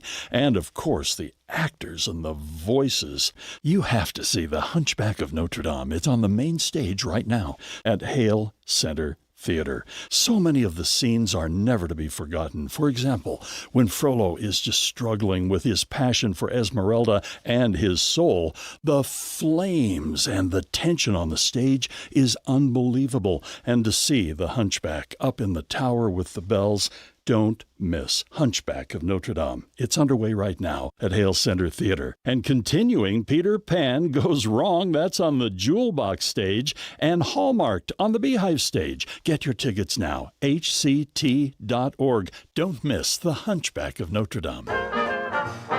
Business technology has changed a lot over the last 70 years. But one thing hasn't. Les Olson is here. As the years have passed, there's been one constant. And after 70 years and still counting, Les Olson IT is here with the technology and the people to make life easier, more productive, and more secure for your business. Let Les be here for you. Traffic and weather together brought to you by UCCU. Build smart, save big. UCCU, love where you bank. And back to you, Cormac. Well, we do have still some light delays eastbound Pioneer Crossing in Lehigh trying to get onto I-15. And in Utah County, we do also have a crash westbound Center Street right as you get off the freeway in Provo. They're blocking a right lane and shoulder, but not too many terrible delays. In Salt Lake County, we do have northbound I-15 delays from 3300 south up past the I-8201 interchange approaching 600 south. And that's due to rainy conditions. We also have northbound Legacy Highway delays in the construction zone at 5th South, and we do have snowy conditions in Davis County, especially on I-15 near SR 193 in Clearfield, causing some heavier northbound delays. While you're planning your day, plan for comfort too with the Good Feet store. Find the location nearest you at goodfeet.com. Cormac Bone in the KSL Traffic Center. That snow not staying in the mountains. Look at that with the snow in Clearfield this morning. So we are seeing it at lower elevations. We will have rain and or snow throughout the day today. Right now it's raining downtown and 46 degrees. I'm Amanda Dixon from the KSL Common Spirit Health Studios. Listen online at kslnewsradio.com. We're Utah's news, traffic, and weather station. The all-new Inside Sources. Your inside access to the people and policies shaping Utah's future. Here are Greg Skordas and Holly Richardson on KSL News Radio. It's been a year today since President Trump's Liberation Day, when broad tariffs of double digits were imposed on pretty much every country around the world. My fellow Americans, this is Liberation Day, waiting for a long time. April 2nd, 2025 will forever be remembered as the day American industry was reborn, the day America's destiny was reclaimed, and the day that we began to make America wealthy again. Going to make it wealthy, good and wealthy. You know, it's probably a good time, since it's the 1-year anniversary of that, to look back and just say what happened, what has happened since then, because that was a huge day. And it wasn't just April 2nd, but there was accumulation of days and events and occurrences and commitments that Trump made that he kept that day, and it changed world economy. So a lot has happened in the last year, and we're going to spend the next hour really kind of looking at taking a deeper dive, looking at how these tariffs have impacted us. We do want to hear from our listeners. You can text us 57500 where you've personally felt the biggest impact from tariffs. Have you seen rising prices? Have things impacted your spending? But you can text us 57500. We have with us on the phone Michael Kofod, who is an assistant professor of economics at the University of Texas, Knoxville, and a research fellow at the Institute of Labor Economics, who's joined us before. Michael, thanks for being with us again this morning. Hey, Holly and Greg. Thanks for letting me come on again. You bet. Hey, I wonder if you could just start. Can you do a 30,000-foot overview about what has happened with tariffs in the last year? Oh my goodness, yeah. And in fact, when you're talking about right. That's right, more or less. I mean, you're talking about that anniversary. I was trying to remember where I was when this happened, and I actually was giving a talk at the New York Federal Reserve in downtown Manhattan, and I remember leaving my hotel, seeing the news on my phone, and walking past Wall Street and watching people freak out as the markets roiled on that day, and then spent the day at the Fed, where everyone, this is all they wanted to talk about, was Liberation Day. So it's kind of wild that here we are a year later. What's happened, and this is what's important for folks to know, is that the administration proposed these tariffs. And I remember we were having these huge numbers, like 100% taxing islands that only had penguins on them, taxing our allies. And then over the last year, there's been very quietly, as a lot of those big numbers have been pared down. And so a lot of times that the administration said we're going to do something and then never followed through, or they found some kind of off-ramp. And so that's why what the history of the last year has been one for the record books of on again, off again. Is it high? Is it low? We're going to tariff Canada because we did something we didn't like. And it's just been kind of a roller coaster this week or this year in international trade. Trump really stressed tariffs throughout his campaign. He stressed them even before he was president, just about how important they could be and how the United States was really taking it on behalf of other countries in terms of the trade deficit and problems that we had. Do you think that he overstated or overplayed his hand on tariffs a little bit? Well, I think so. I think what we saw is the bond market kind of disciplined the administration a little bit. And the reason why is because international trade is key for our system because it allows me to consume goods and products that I would normally not be able to produce at the quantities and prices. And so when we have international trade, what we want to think about is I now can get more goods and services than I could produce internally at a price that's better than what I would have to do internally. Otherwise, there's no incentive for trade. I like to joke sometimes that I have a trade deficit with Costco because Costco doesn't necessarily want economics lectures and papers at the cash register. And so I get more products from Costco than I give to Costco. But what happens is I go and work a job at the University of Tennessee that pays me in cash. And so thus I receive what we would call a financial surplus from the University of Tennessee. And then I turn around and buy goods and services from Costco, and Costco doesn't want my goods and services for me. They want my cash. And so when we say, is a trade deficit bad, it's not necessarily good or bad, but it's the flow of goods and also the flow of finances. Michael, could you talk about the Supreme Court decision of about 6 weeks ago impacting tariffs? Yeah, the Supreme Court decision essentially said and interpreted the Constitution to say that tariffs, which in 1783 or wherever when we wrote the Constitution, we called them a duty. So that is the power of the House of Representatives. Now, we had created an executive power under an act called IEEPA, which said if there was an international crisis, the president could institute tariffs unilaterally, like if we were invaded by another country. But that's not what happened. So the Supreme Court said there's really no national emergency here. We need to return the power of the purse back to the House of Representatives. And for good reason, too, because that's where you would hope that there would be deliberate debate, consideration of unintended consequences, friction, even as maddening as it is, but we would come out with better policy through that discussion. Michael, one of the I think intended goals of the tariffs was to bring more manufacturing to the United States. Some of the bigger companies that had moved their manufacturing offshore to encourage them to come back. Did we see much of a shift in that, or has it been still too early to have major manufacturing move back to the United States within just a year? So it could be, if I wanted to make the argument on the administration side, it could be too early. But we did not see that. In fact, we saw a net negative of manufacturing jobs over the last year.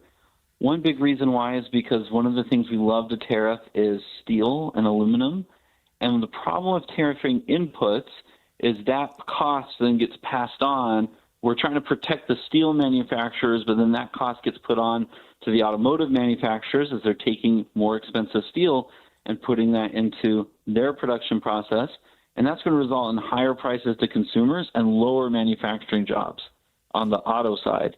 So what you might find if you look at the data is you could see a slight uptick in steel production, but then a big downtick in everything that uses steel further up the supply chain.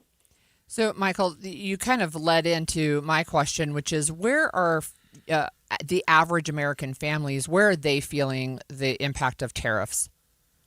Yeah, and this is where tariffs are really pernicious, right? So if I instituted a national sales tax and I went to Costco, then when I went to leave, they stop you and they look at the receipt and they draw a smiley face for my kids on the receipt.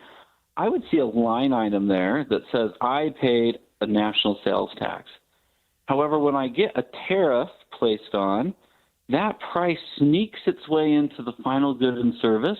And so I don't see a tariff line item on my receipt at Costco. What I will see is just higher prices. And so that causes us to maybe not attribute a cause and effect to a certain policy unless you're an econ nerd and download the data and did the analysis on it. What we have found is that prices of goods that were tariffed have gone up comparable to goods that weren't. And one argument could be, well, then just reshore and buy American. But the problem is if I block international competition, then the American manufacturer, he'll just increase his price to match the foreign good price now as well. And so that we've seen that go through the economy. One thing I think that surprised economists is we were predicting huge amounts of inflation. We didn't necessarily see as big of an impact as we might have suspected, but we did see job loss on the input side. We saw a lot more people get laid off and a lot of people not getting hired anymore. All right. Thank you so much. That was Michael Kofed, an assistant professor of economics at the University of Tennessee. And when we come back, we're going to be speaking with a local business to find out from them how tariffs have impacted them 1 year later and if they've heard anything about getting a tariff refund. Stay with us. Andy, I like that shirt. Is that a new shirt? It is. It's from Ann Collar, and it's really rare to find a shirt that looks good and is super comfortable. And this is a fabric unlike anything I've ever felt. I got one for my husband and my sons, and they watching my 19-year-old put on the Ann Collar shirt and sort of check himself out in the mirror. I thought, wow, he's really digging that. And I can understand why, because it's not just comfortable, it's stain repellent, which I needed. Oh, my goodness, that is something. He attracts spaghetti sauce to shirts like you would not believe. And with these Ann Collar shirts, I can get it out. I have to wear a special bib when I eat spaghetti with a white shirt on. But with Ann Collar shirts, it takes those little tiny nicks and stains, and they don't stick to you. Yeah, you don't have to dump a bucket of stuff on you, but it would repel that too. You've got to try one. So whether it's the traditional white shirt or any of the patterns they have, it's Ann Collar, and they're made right here in Utah. If you've never tried Ann Collar before, we have got permission to give you 15% off at andcollar.com and go get your first. Use the code KSL15. That's Ann Collar, ANDcollar.com. Wesley Financial Group is not a law firm. Ask yourself this question. Is it really worth holding on to that timeshare that you know you need to get rid of? Here's the truth. The average maintenance fee just went up over 17%. That could have been 117%, and there's nothing you can do about it. When you buy a timeshare, you give them a blank check for annual maintenance and assessment fees. I'm Chuck McDowell, founder of Wesley Financial Group. For 15 years, I've helped over 50,000 families cancel their timeshare. Not sell it, not transfer it, cancel it. Did you buy a timeshare because they told you it was a great investment and your maintenance fees would never go up? That's a lie. Are you ready to get rid of your timeshare once and for all? Simply call us and I'll send you our timeshare exit kit that explains all your options for cancellation. Call Wesley now for your timeshare exit kit. 800-979-3535. That's 800-979-3535. 800-979-3535. At IFA, our mission is to support our customers' passion for the rural and Western lifestyle. Whether you have a small garden or acres of farmland, a few backyard chickens or hundreds of cattle, our feed, farm supply, and agronomy experts are here to help. And we've been doing it better than anyone else for more than 100 years now. Stop by one of our stores today or visit us online at ifa.coop and get the kind of service and support for your lifestyle. IFA, helping you grow the things you love. We finally realized something. We wanted more time for family, faith, and service. And less time giving every Saturday to the house. Amen to that. At Ovation Homes, active adults 55 plus can enjoy beautifully designed, low-maintenance homes in a welcoming community built for this season of life. More peace, less upkeep. Learn more about Ovation Homes' newest communities in West Point, Syracuse, and Layton. Visit ovationhomes.com. That's ovationhomes.com. Your best years start at Ovation Homes. We finally realized something. We wanted more time for family, faith, and service. And less time giving every Saturday to the house. At Ovation Homes, active adults 55 plus can enjoy beautifully designed, low-maintenance homes in a welcoming community built for this season of life. More peace, less upkeep. And more time for what matters most. Learn more about Ovation Homes' newest communities in West Point, Syracuse, and Layton. Visit ovationhomes.com. That's ovationhomes.com. Your best years start at Ovation Homes. Any Hour Services can help unclog any drain in your house, whether you have a backup, a clog, or a slow drain you want fixed. Call Any Hour Services or visit anyhourservices.com.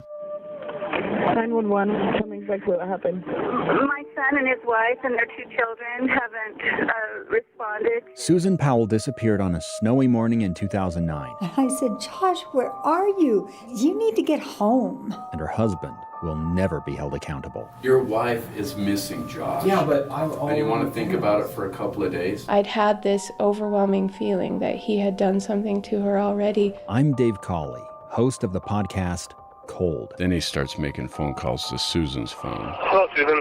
We are on our way back. It's the deepest of deep dives into this tragic tale of abuse. Where was Josh when Susan disappeared?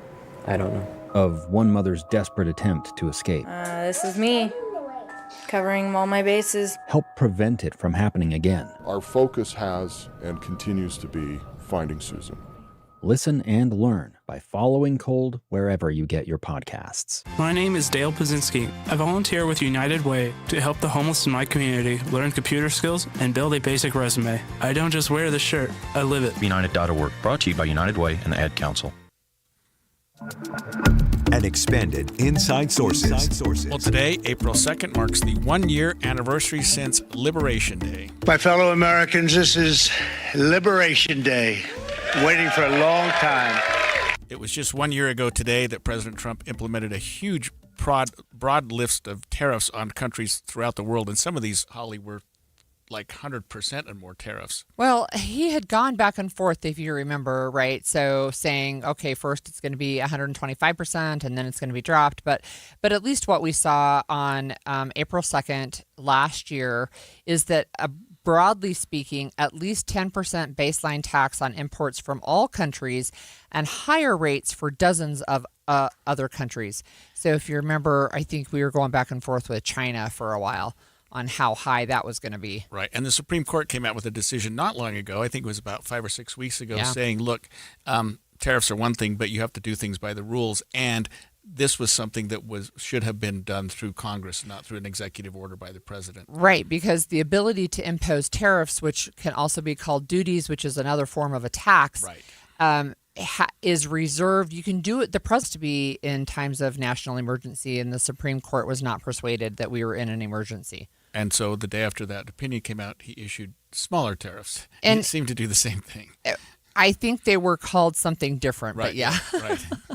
So we're continuing to spend a special hour looking at the direct impact of these tariffs. We just spoke with Michael Kofed, who's an economist. I thought he had some really interesting things to say. Like, you don't see a line item on your checkout receipt that says you paid this much more in tariffs, right? There's no line item for that. But we know that businesses are being impacted. And so we have with us on the line Mark Drennan. He's the president of Ace Camp, which is an outdoor equipment store based in Utah. Thanks for joining us, Mark. I'm happy to be here. Thank you. Take us back a year and tell our listeners what you all felt when you heard about these tariffs, just what the initial reaction. Oh, the initial reaction was panic. Yeah. There was a mention of a 10% tariff, and then they went to 100% and then 200%. And how do you deal with that when your costs double and then triple? How much of your business is done through overseas vendors? Everything. Everything we buy comes overseas. I buy a little bit of product here, but they have it sourced overseas. So I would say darn near 100% of what I sell comes from overseas. So, Mark, after the original maybe moment of panic, how has the last year played out for your business? The tariffs, the original crazy tariffs settled into a lower amount. It was still crazy, historically crazy. But it settled into a lower amount, and we were able to adjust for it. We took hits in our margin, which has been painful. And the way we import, it's called DDP, delivered duty paid. And our supplier was able to lower some costs that way. So our costs didn't go up 100%, but they definitely went up. And I suppose that had to be passed on to some extent because otherwise you just couldn't make any money. So your customers had to pay somewhat more for the same products that they were buying a year earlier. Yes, we were forced to raise prices, and we ended up waiting quite a while thinking that the tariffs would be, reduced, because the first round of tariffs in Trump's time, they went up and then they came down, but they didn't come all the way down, but they came down some. And so we thought that would happen. So we held off on price increase as long as we could, but we ended up having to raise the price. But it was months later that we did. And I really didn't raise them as high as I should because I thought the Supreme Court would strike down the tariffs, which they did eventually. And have you noticed anything since the Supreme Court struck those tariffs down? And I actually have it's a two-part question, because as I understand, part of that Supreme Court decision was that the federal government needs to refund those tariffs that you had to pay. So have you heard anything about getting a refund? There's news that there's a process for getting refunds, and I have not actually read that process. Because I import, the supplier pays the duties and the shipping, and then they bill me for those later. I won't have to go through that process. That will be done by them. So whether I'll ever get a refund, I don't know. So after the Supreme Court opinion, Mark, which basically said that the president overextended himself here and exceeded his presidential authority, those tariffs were shut down. There were some new, taxes or something imposed. Has business gone back to normal a little bit for you, or are there still some issues? No, they really haven't gone back to normal. Anybody who raised prices is not going to lower them again. It's rarely done that way. When they go up, they kind of stay up. And those tariffs went away, and there was a new, I don't know which law it was done under, but the president just instituted a new tariff that has something like 150 days expiration date. And he did it across the board there. And the entire time between when the first tariffs were announced and the Supreme Court's decision, the administration has been creating using other ways to increase tariffs. And I don't remember the numbers, but there's two different laws. They say it's a 232 or something like that. And they are things that's what they used the first Trump administration to raise tariffs. And it's a slow process. They have to basically say that the foreign governments are doing something nefarious, and they have to go through a process that takes a longer time, but it's more legitimate. And so some of those have been put in place in the meantime, I think because they knew the Supreme Court would tell them they couldn't have the tariffs the way they did it. So there's still tariffs there, and they're still higher than they were, and they're not likely to go away. And I don't think we'll see the prices go down. And I think that's part of why the economy is kind of sluggish. We had the worst Christmas we'd had in 8 years. It was just not great. And we're just getting by, but I wouldn't say we're flourishing. Can you tell our listeners, Mark, about Ace Camp? We see that it's an outdoor equipment store based in Utah. Outdoor equipment has a really broad definition, and I'm wondering if you're more retail or wholesale. We really sell the most of our products on Amazon, and we also sell to other stores, like local stores like Smith & Edwards and General Army Navy and places like that will sell our products. We sell two brands. One's called Ace Camp, which is camping accessories, tent stakes, water carriers, water bottles, quite a few different things. I couldn't name them all in the time we have. And then we have another brand called Monkeys that are outdoor-themed keychains, and they're tools you carry on your keychain. And none of them are things that are required for somebody to have. So when prices go up and everybody has to raise prices, unless your income goes up, you have to cut something off. And I feel like camping is an essential activity, but not everybody does. So if they have to pay more for gas and groceries and clothing and whatnot, then they'll spend less on camping. So, Mark, let me ask you. We only have about a minute left, but are you bracing for more shifts? Are you hoping that things will change over the next 1 to 3 years? I think that they're going to stay mostly the same, and I'm actually optimistic that things will improve. I think the tariff situation will stay mostly the same, but I think that we will see our economy catch up to it. The shock of it will subside. The tariffs will actually be lower, I think, but they won't be as low as they should be. And we'll get more back to normal, But I suspect that a non-essential business like ours will still struggle a bit. Thank you for joining us this morning. That was Mark Drennan, president at Ace Camp, which is an outdoor equipment store based in Utah. Camping is an essential part of my life, so I was glad to hear from him. And it's interesting, really interesting to hear from the source, to hear from someone who's actually personally impacted by it. Well, when we come back, with or without tariffs, inflation has been hard on a lot of families to keep up with, and as it turns out, Easter might even be impacted by it this year. We'll talk more about the specific how specific costs have increased after this break.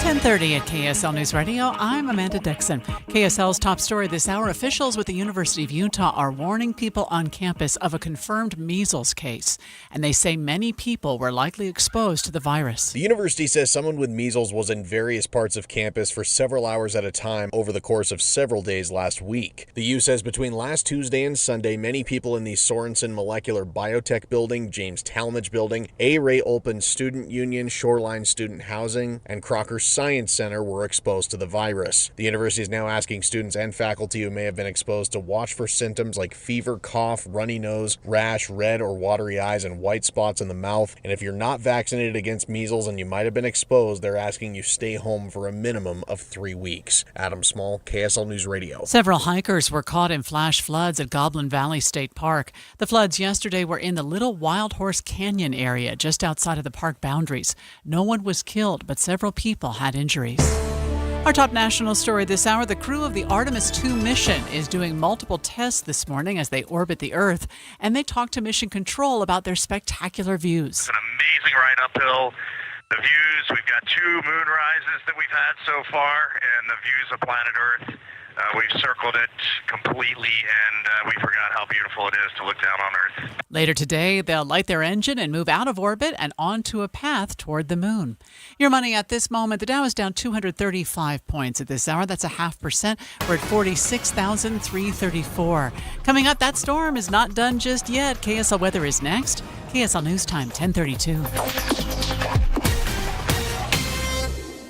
The sources where we get our news matters. When you listen to Utah's Morning News, we want you to feel the stories are important to you and trustworthy. This is Amanda Dixon. And I'm Andy Farnsworth. Join us weekday mornings on KSL News Radio. Hi, this is Derek Overstreet, president of the New Millennium Group and co-host of Stop Working, Start Living with KSL News Radio. Can you imagine what your life would be like if you could retire 3 to 5 years earlier than you thought possible? The things you could do, the loved ones you could spend time with, the memories that you could create. That's what our team at the New Millennium Group does. We'll walk you through the entire process every step of the way. If you'd like to get a copy of the 5-step proprietary plan that will help you retire 3 to 5 years sooner than you thought possible, give us a shout right now. 888-999-6370. That's 888-999-6370 or utahsfinancialplanner.com. Listen, most of our listeners right now have a tax problem, not a money problem. There's not enough money in Social Security, Medicare as it is. Let us show you how you can significantly reduce your taxes. That's 888-999-6370. 888-999-6370 or utahsfinancialplanner.com. We want to talk about SOTA Diet and Nutrition. SOTA stands for state of the art. And Andy and I both let go of massive amounts of weight. You more than me. 70 pounds in 5 months. And I did 37 pounds in 3 months. And what worked for me was so many things. Talking to a nutritionist every week and having her tell me what to eat. I can do as I'm told. Yeah. But I have no clue where to begin. And I needed the help too. It's just food. There's no pills, no injections. So you learn how to both let go of the weight and then how to keep it off. So SOTA Diet and Nutrition is a great place to start. But if you started with pills or medications and you find yourself starting to gain some weight back, SOTA Diet and Nutrition is a great way to learn how to have a new relationship with food to go into the future. You can talk with a nutritionist by calling 866-800-SOTA, S-O-T-A, or you can go to their website, sotadietandnutrition.com. Join now and your partner joins for free. 2 people, real accountability for the price of 1. Join us for a short time to have results that last a lifetime. Taxes was waiting on the refund you needed yesterday. All right, your car repair is going to run about $3,000. Ugh. Now Taxes is getting back on the road with TurboTax and Credit Karma, where you can get your refund up to 5 days faster and get personalized guidance to take every dollar further. Now this is taxes. Intuit Credit Karma with TurboTax. Deposit a federal refund into Credit Karma Money account and early submission of refund data by IRS required. Terms apply. Banking services provided by MVB Bank, Inc. Member FDIC. Credit Karma is not a bank. Progressive's accident response can detect and send help when you need it most, after a major car accident. But other accidents, you're on your own. Like when you accidentally call your wife Mom. When you accidentally say Happy Holidays on someone's birthday. When you accidentally wave at someone you thought was waving at you. We can't help with those accidents, but Progressive's accident response provides peace of mind after major car accidents. Progressive Casualty Insurance Company and Affiliates. Limited availability in California. Driver is responsible for emergency and towing charges not covered by the policy. Traffic and weather together brought to you by UCCU. Earn 4.24% on savings at UCCU.com. And here's Cormac Bone. We do still see this crash in Provo, this is westbound Center Street as you approach I-15. They're blocking a right shoulder, no major delays behind them. Roadways through the rest of Utah County looking really calm right now. Even the weather down there giving it a little more easing. In Salt Lake County, we do still see some heavier delays on the 201 freeway in Magna, scattered in both directions from 8,000 west to 7200 west, but I-15 is still clean and clear through Salt Lake County. In Davis County, though, we do have snowier conditions causing some delays in the construction zone on northbound I-15 in Roy. Snow plus that construction letting those delays live a little longer into the midday commute. Spring is calling. Answer in Cedar City and Bryan Head. Head south, try something different. A one-tank getaway that gives you more vacation. Plan now at visitcedarcity.com. Cormac Bone in the KSL Traffic Center. I think we've seen our high temperature already today. It was 54 earlier, but as the storm moves in, we've cooled off a bit. We do have rain downtown, but as Cormac was saying, snow up in the northern area. Around Clearfield, we can see the snow falling. It may change to snow where we are here. Right now, it's 43 degrees. I'm Amanda Dixon from the KSL Common Spirit Health Studios. Listen online at kslnewsradio.com. We're Utah's news, traffic, and weather station. The all-new Inside Sources. Your inside access to the people and policies shaping Utah's future. Here are Greg Skordas and Holly Richardson on KSL News Radio.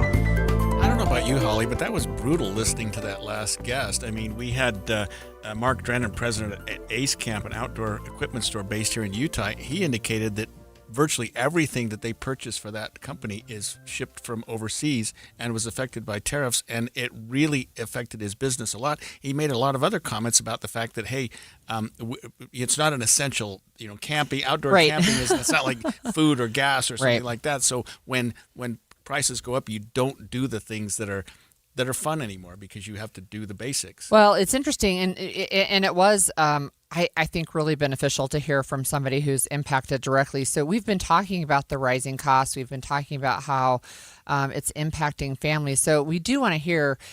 Text us 57500 where you have personally felt the biggest impacts from tariffs or rising prices. They can be related or not. How it's impacted your spending. And could it even mean a cheaper Easter basket for your kids? Because what we know is that Easter's taken a hit this year. Yeah, and paying more or getting less, and in some cases both at the same time. Here's ABC's Jim Ryan on that.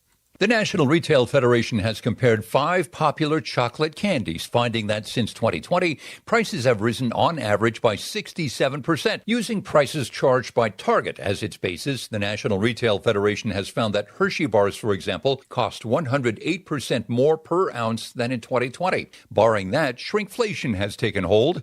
Cadbury chocolate mini eggs cost about the same as they did in 2022, but the package has shrunk from 10 ounces to 9. Prices for non-chocolate alternatives like Peeps marshmallow candies have also risen, but more slowly over time.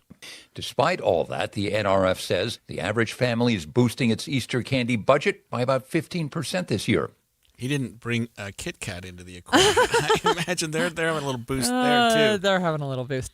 Look, I wanted to point out, too, that we are going to spend a lot of money on Easter this year. We, as Americans, we are going to spend a record $24.9 billion, just shy of $25 billion anticipated, right? So this is the National Retail Federation. People are expecting shoppers to spend about $200 per person on food, candy, gifts, decorations, etc. I will say our family nowhere near that amount, but the key driver is food. Yeah, and when you listen to this last thing that we just heard from Jim Ryan at ABC, it makes you think that a lot of candy products and things like that must be coming from overseas because and affected by the tariffs because these are huge numbers. Yeah, chocolate is, and I have noticed that. I noticed that at Christmas time. I noticed it when we were. I don't have a lot of chocolate, but I've been getting a little bit. It's just more expensive to buy chocolate. And I looked. I was curious. I don't know if you saw this story, but there is a 10-pound chocolate bunny being sold at Costco right now. It's 10 pounds of chocolate. The thing is like this tall, right? It's like 2 feet tall. Right. It costs about $140. Don't leave it in your car.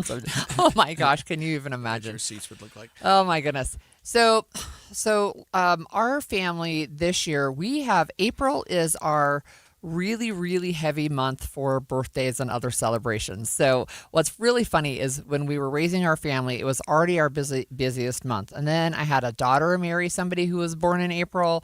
I had a daughter get married in April. And I had 2 daughters have babies in April.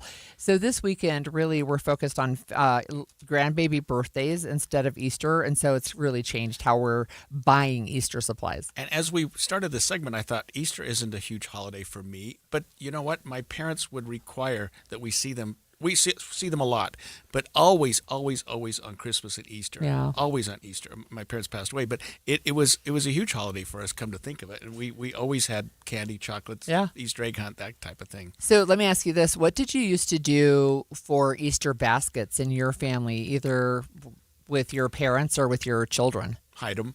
You know, we'd have them. Did you hide the baskets? Yeah, the baskets and the eggs, of course, all over the place. And then at the end of the day, you'd find the basket and put it all together. Yeah, but That's fun. It was like the Easter bunny was like the tooth fairy. You know, somebody came over the night and hid things all over the place. So we, with my friend yesterday, she said, "What did you have in your baskets? Like when you were doing Easter baskets?" And I said, "Mostly just candy, really. I mean, we didn't do like extra gifts and stuff." And she said that's what she was used to, but that she knows people who are doing other kinds of gifts in the Easter baskets.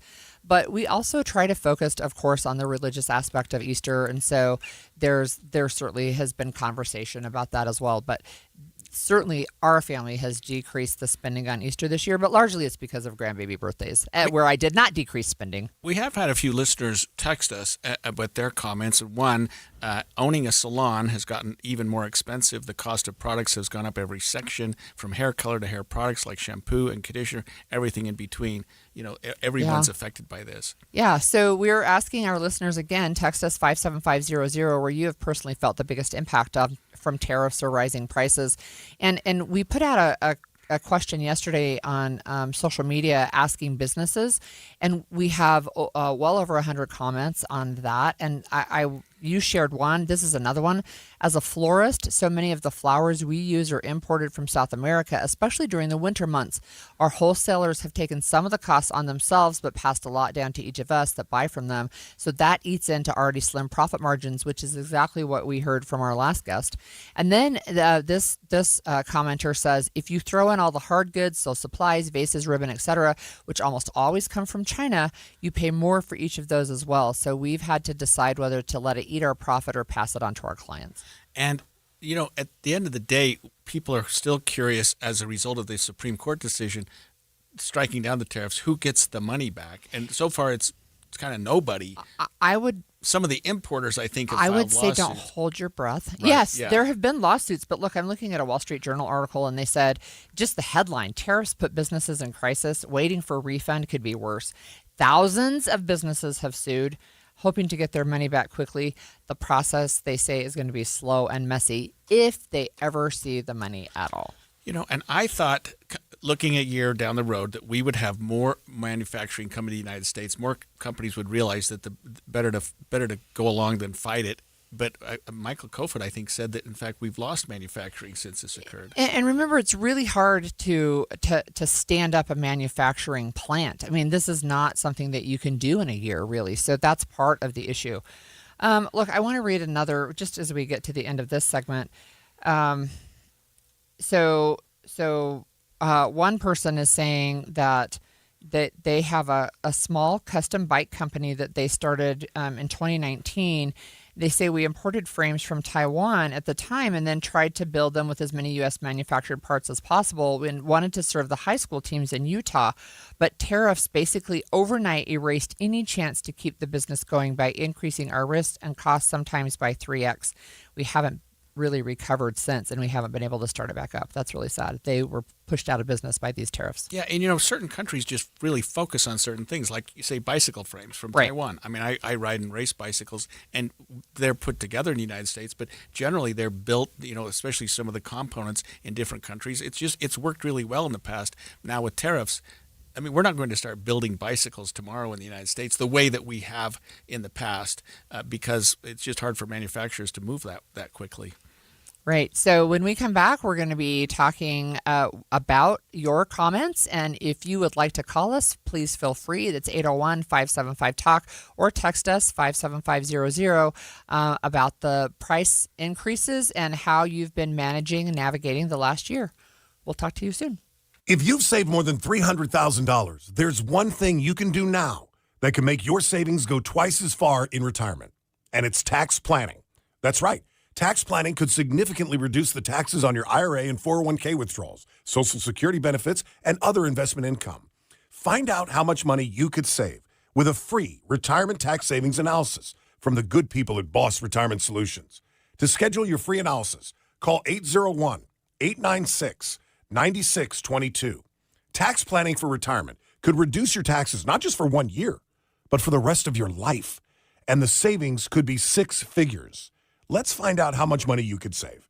Call 801-896-9622.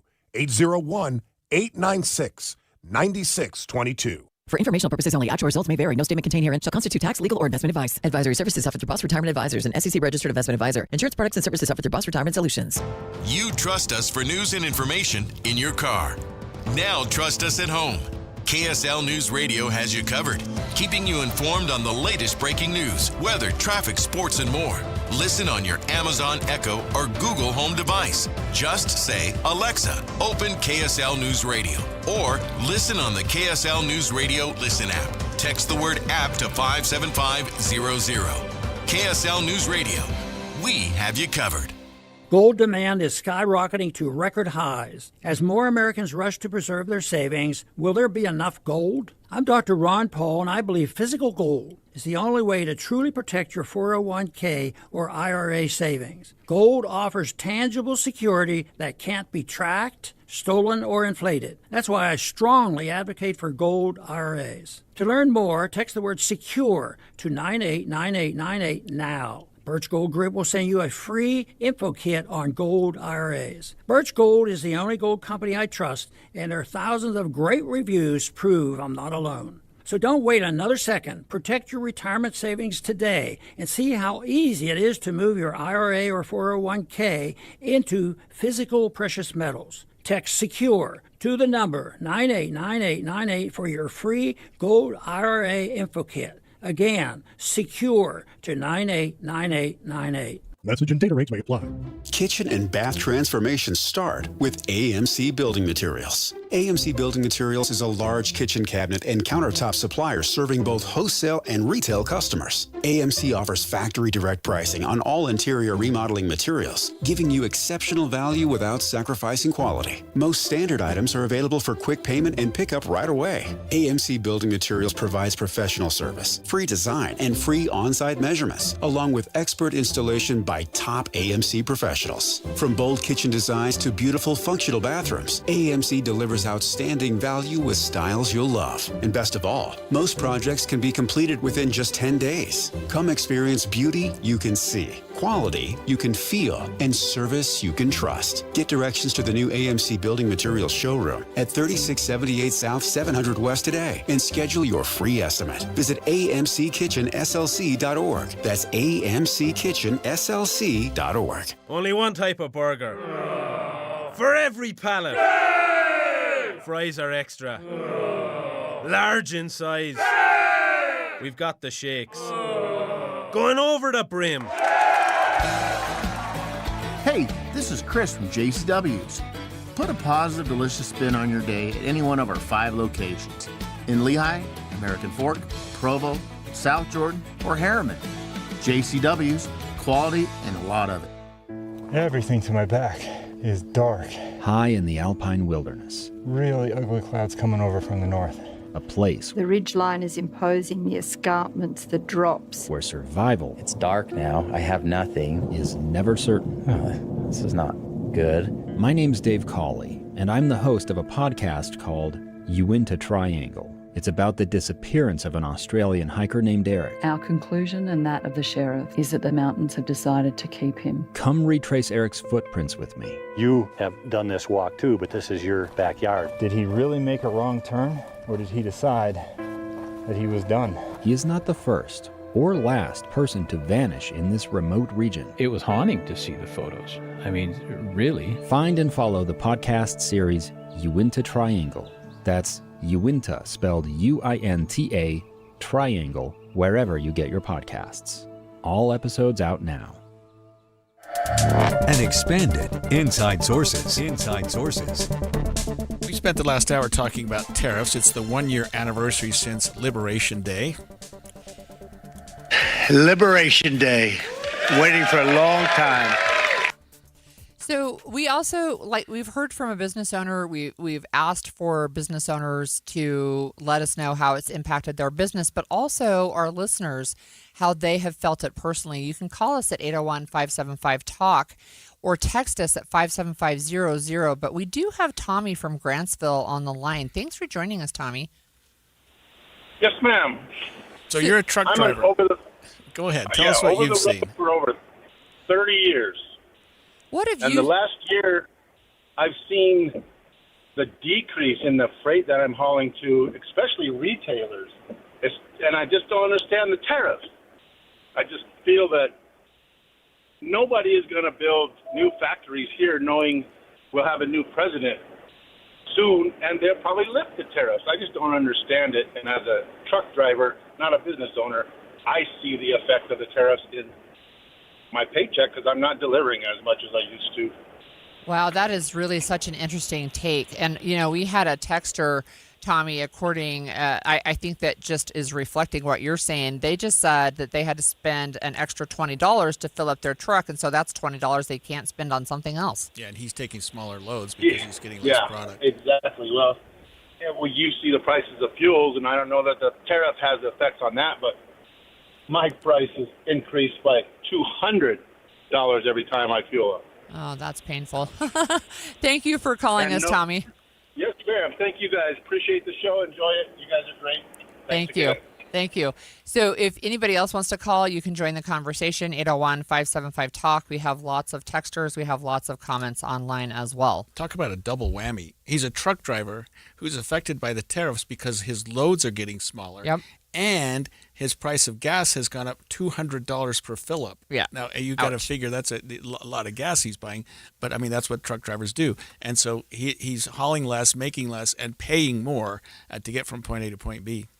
So we had a texter ask us, who was supposed to be paying these tariffs. We heard originally that it was going to be the countries where these goods were coming from. That has not been the case.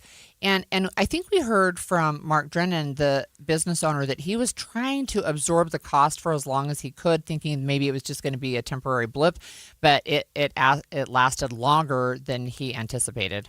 The tariffs, the original crazy tariffs, settled into a lower amount. It was still crazy, historically crazy, but it settled into a lower amount, and we were able to adjust for it. We took hits in our margin, which has been painful, and the way we import, it's called DDP, delivered duty paid, and our supplier was able to lower some costs that way. So our costs didn't go up 100%, but they definitely went up.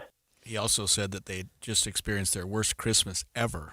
There's still tariffs there, and they're still higher than they were, and they're not likely to go away, and I don't think we'll see the prices go down. And I think that's part of why the economy is kind of sluggish. We had the worst Christmas we'd had in 8 years. It was just not great, and we're just getting by, but I wouldn't say we're flourishing. So I wanted to add some of these additional comments because we really do have a lot of people weighing in right now.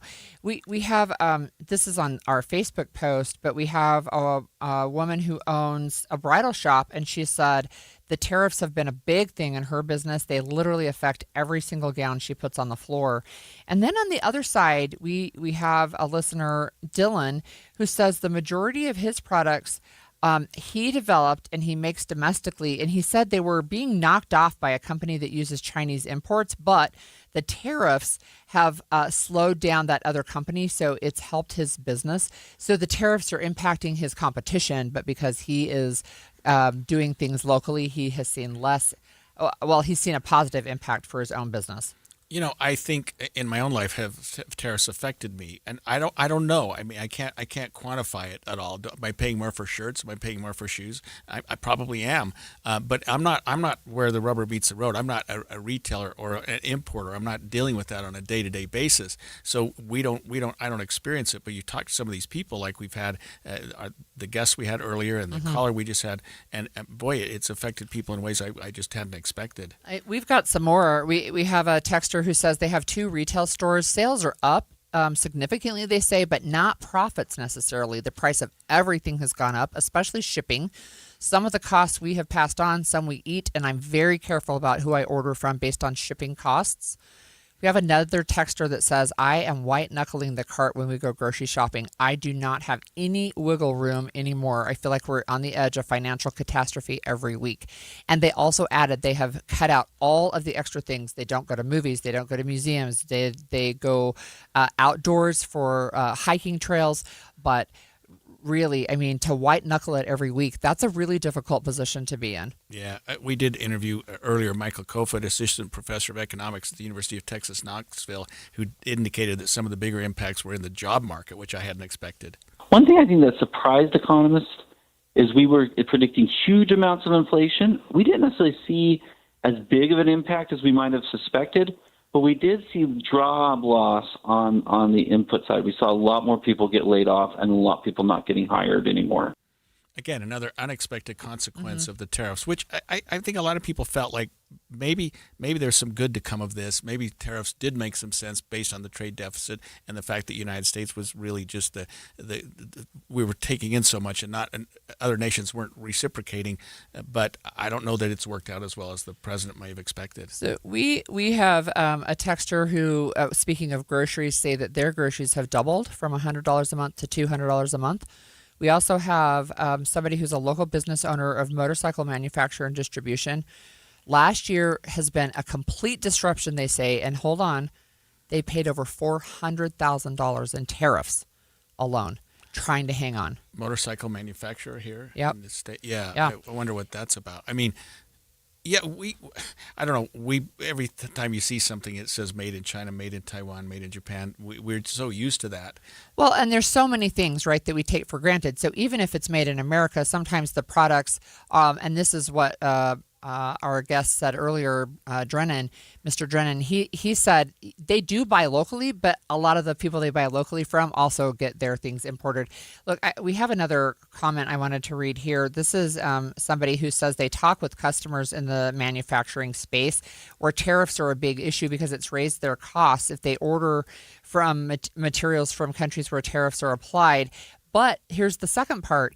Even if they can find a domestic supplier, there have been issues with this too. A lot of domestic suppliers have raised prices to take advantage of parts being more expensive overseas. And so the domestic suppliers are raising the prices to match. It increases domestic profits, right? And then the other part is increased demand with some domestic suppliers. So lead times have increased significantly. Wow. I mean, I still think tariffs are part of the equation for the administration. I still think they're part of what we're going to be doing. I would be interested to see what Congress does on tariffs because they've got the Supreme Court has said it's a congressional issue.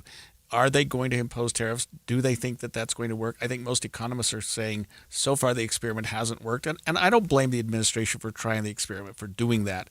But it seems like it's time to bring it back, to reflect on it, and maybe reevaluate what to do with tariffs and whether to even impose them, especially at these levels. Here's maybe a final comment from our post online. And this poster says that they've had conversations with 2 executive vice presidents at multinational companies. The companies manufactured back and forth between Canada and the U.S. or the U.S. and Mexico. They are moving all manufacturing out of the U.S. because tariffs made it too expensive to fabricate and manufacture between countries. So America actually lost manufacturing because of the tariffs. Yeah, we heard that earlier from, I think it was Kofod, who indicated the same thing, that, if you look at what's happened over, that's the irony of it. Well, that was an interesting hour. I hadn't realized that year went so quickly from that big Liberation Day to today. 1 year, looking back on tariffs. I think we'll probably revisit it after 2 years and see what's happened then too. But so far, the experiment has not worked as well as I think the administration wanted. What else has gone up? Price of oil, and the stock markets aren't liking President Trump's speech on Iran last night. We'll talk more about why his speech may have left the markets on a little bit of shaky ground when we come back. KSL FM Midvale. KSL Salt Lake City. From the KSL Common Spirit Health Studios, this is KSL News Radio. Utah's news, traffic, and weather station. 11 o'clock at KSL News Radio. I'm Claire Scott. KSL's top story this hour. Former Vice President Kamala Harris spent some time here in Salt Lake City last night. She was at Bravenel Hall for the Wasatch Speaker Series. The events don't allow recording, so we're not completely sure what the speech was about, but KSL News Radio's Holly Richardson was there, and she talked about her experience earlier today on Inside Sources. Our top national story this hour from ABC News. President Trump says he will sign an order to pay all Homeland Security employees. ABC's Karen Travers has the latest. President Trump said Thursday in a social media post he plans to sign an order soon to pay all employees at the Department of Homeland Security. The announcement comes after he signed a memo last week ordering DHS to get back pay to TSA officers who had not been paid during this partial government shutdown. But tens of thousands of others at DHS, including Coast Guard, FEMA, Secret Service, have not yet been paid. Republican leaders in the House and Senate said Wednesday they agreed on a plan to reopen DHS fully, but have not yet taken the steps to do that. Karen Travers, ABC News, the White House. Your money at this moment, the Dow is down 223 points, the S&P is down 19 points. And coming up, rain and snow continue this afternoon. KSL weather is next. KSL News Time, 11:01.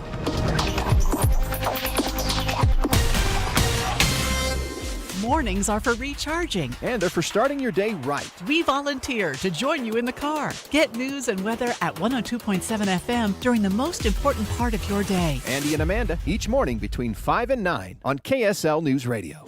Are you looking for a fun way to get your kids outside and off their screens this spring? Try flower gardening. Starting a beautiful flower bed or easy container garden is a great hands-on way to spend quality time together while teaching kids about nature. They'll love digging in the dirt, picking out their favorite flowers, and watching them bloom, all while making real, lasting memories. Plus, gardening is a great way to slow down, soak up some sunshine, and enjoy the fresh air as a family. This is Brian with Olson's Greenhouse, and my family has been growing flowers with care for 4 generations right here in Utah. Whether you have a big sunny backyard or just a small shady front porch, our colorful locally grown flowers make it easy to add beauty to your home. So this spring, start with a new family tradition, one that grows with your kids. Get inspiration at Olson's Greenhouse Gardens on Instagram or find a garden center near you at ogg.com. That's ogg.com for Olson's Greenhouse Gardens. What's up, Utah? This is Jimmer Fredette. You know, back in the day, Jimmer Mania was all about making big shots. Now it's time for Window Mania. Get $2,500 off when you buy 10 windows or more from Advanced Window Products. Call them today at 801-850-9100. If your old drafty windows are a turnover, costing you money every month, it's time for a game changer. These guys are the home team. They're a local, family-owned company that manufactures their windows right here in Salt Lake City. They're built by Utah for our crazy Utah climate. When you buy from Advanced Window Products, you're buying factory direct. No middleman. That's how you score a winning deal. Their windows are tough on defense, blocking out the heat and the cold, which saves you serious money on your energy bills. And here's the slam dunk. Their lifetime warranty, which even covers accidental glass breakage, that's peace of mind you can't get from the other guys. Get in on Window Mania and tell them Jimmer sent you. Call 801-850-9100 or advancedwindows.com. Can we talk about something difficult to discuss? Are you going through a difficult financial time? You have equity in your home, but nobody can help? American Home Loans has created the Bridge Loan Program to use your equity regardless of your credit at this time. The bridge loan can be used to pay debts, collections, IRS liens, divorce settlements, or home improvements. Call at 801-262-2221. That's 262-2221. This loan creates a bridge between now and a much brighter future. After COVID, one of their clients had over $85,000 in credit cards. Their scores were too low to borrow on their home. American Home Loans was able to save them $2,000 a month. And after 8 months, they qualified for a conventional loan and lowered their payments. The consultation is free and confidential. Please call them and see what they can do for you. The number is 801-262-2221. It's 262-2221, or go to AmericanHomeLoans.com. AmericanHomeLoans.com. NMLS 245422, Equal Housing Lender. Breaking news on KSL News Radio. Multiple news outlets are reporting that Attorney General Pam Bondi has been fired. Rumors have been swirling about the firing all morning long. CNN and Fox News are reporting it as confirmed. We will continue to update this story throughout the day. And traffic and weather together every 10 minutes on the 9s, brought to you by UCCU. Build smart, save big with construction loans at UCCU. Here's Cormac Bone. Wet roadways continuing to bog down your drive on I-15. Northbound I-15 seeing the slowdowns start at 2100 north in Lehigh and reaching all the way up to the south interchange, and a little bit of southbound I-15 delays at the south interchange down into Midvale. Although the delays have cleared out in Davis County, it is still snowy conditions in there too, so give yourself a couple extra minutes and drive carefully in these weather conditions. The Good Feet store, supporting you with comfort no matter what the day brings. Find the location nearest you at goodfeet.com. Cormac Bone in the KSL Traffic Center. Scattered showers will continue throughout the day with a high of 50 degrees today. Then the rain might flip over to snow tonight and early tomorrow morning. Right now it is 43 and rainy. I'm Claire Scott from the KSL Common Spirit Health Studios. Listen online at kslnewsradio.com, or Utah's news, traffic, and weather station.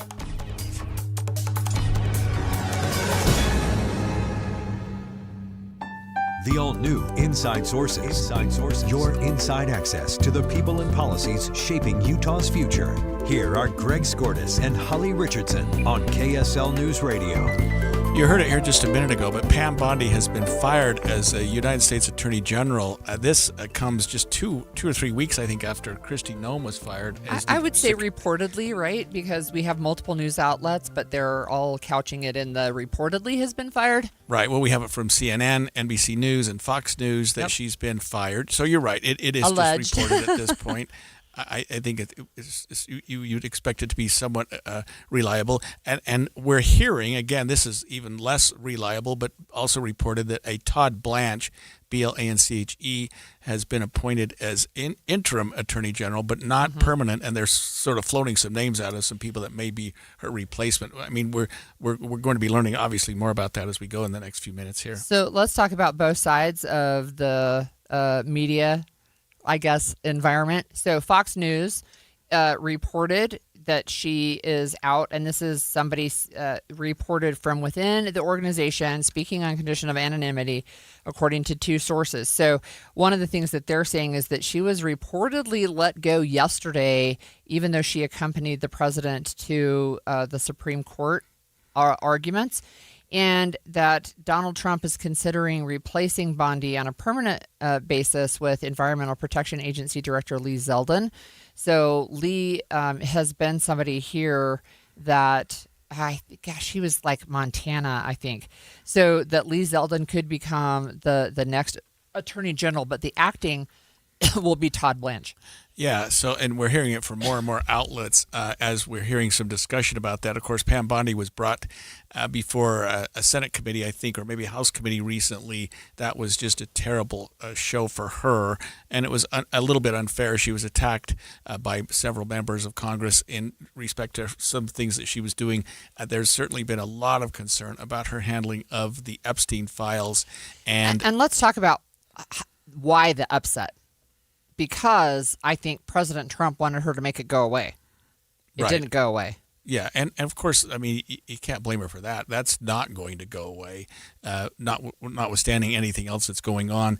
And she also, just from my own perspective, having practiced law for 44 years in the justice realm, seemed to be largely underqualified to become the Attorney General of the United States. I mean, usually you would expect someone who had, and she did have experience. I'm not saying she came out of the blue, but significant high-level prosecuting experience, a high-level courtroom experience, a high level of arguing cases before the United States Supreme Court and that type of thing. And she certainly wasn't without her credentials. But I think a lot of us in the criminal justice realm, and both prosecution and defense, were a little concerned with that hire when it happened. So one of the things that Kamala Harris said last night when she was here at Wasatch Speaker Series is she specifically, but not by name, addressed the role of the Attorney General, because she took that role in California. She was elected to that office.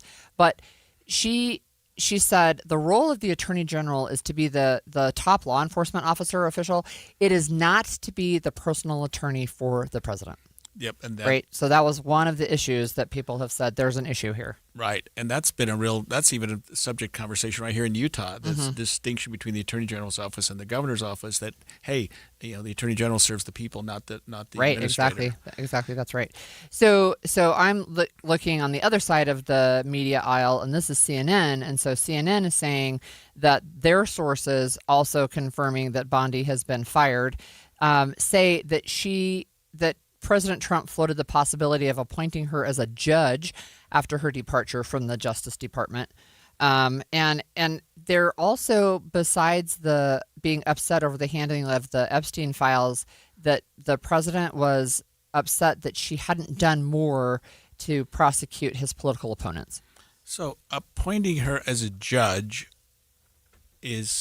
came out of the blue. You just said that. I guess I'm a little concerned about that. She's going to have a hard time right now. The timing of it couldn't be worse. I mean, maybe in a year or 6 months or something when the dust settles, but I can't imagine her appearing before a Senate committee right now as a judge, given all the baggage, just being fired from a job and then jumping right into another one of equal importance. She has a subpoena from the House Oversight Committee to testify about the Epstein matter later this month. When she was there in mid-March, she was not super cooperative. In fact, she was pretty combative, and so much so that some lawmakers walked out within the first half an hour. So she's now under subpoena. That would probably go away if she's not the Attorney General, wouldn't it? Well, I think they could still subpoena her for knowledge that she had. She may be. I mean, if I was the president and one of my staff members had been subpoenaed, I wouldn't fire her before the committee, because she may have less incentive to cover or protect her boss than she did before. And I'm not saying that she's going to be dishonest or anything like that, but you'd think you'd want to keep her close to you if she's going to be subpoenaed and ask her questions about something that's personal to you. On the other hand, if she's got something in the an ace card that she's going to be appointed as a judge, she may want to stay out of the fray altogether. I don't know. I mean, you have Jeanine Pirro, who's appointed as a judge, and sometimes you look at those and go, really? But I think a lot of people might wonder, what does this mean for the Trump cabinet? I don't know. I will just say he has fired a lot more slowly in the second term than he did in the first term. In the first term, he was churning through people fast enough that Anthony Scaramucci lasted, I think it was like 10 days, maybe not even that long. And he turned it into a joke online, right? Trying to see how long is this person going to last, because people were turning over so quickly. So we just know that Pam Bondi at least is reported, like we've got multiple outlets as you're saying, right? The reports are saying she's been ousted as Attorney General.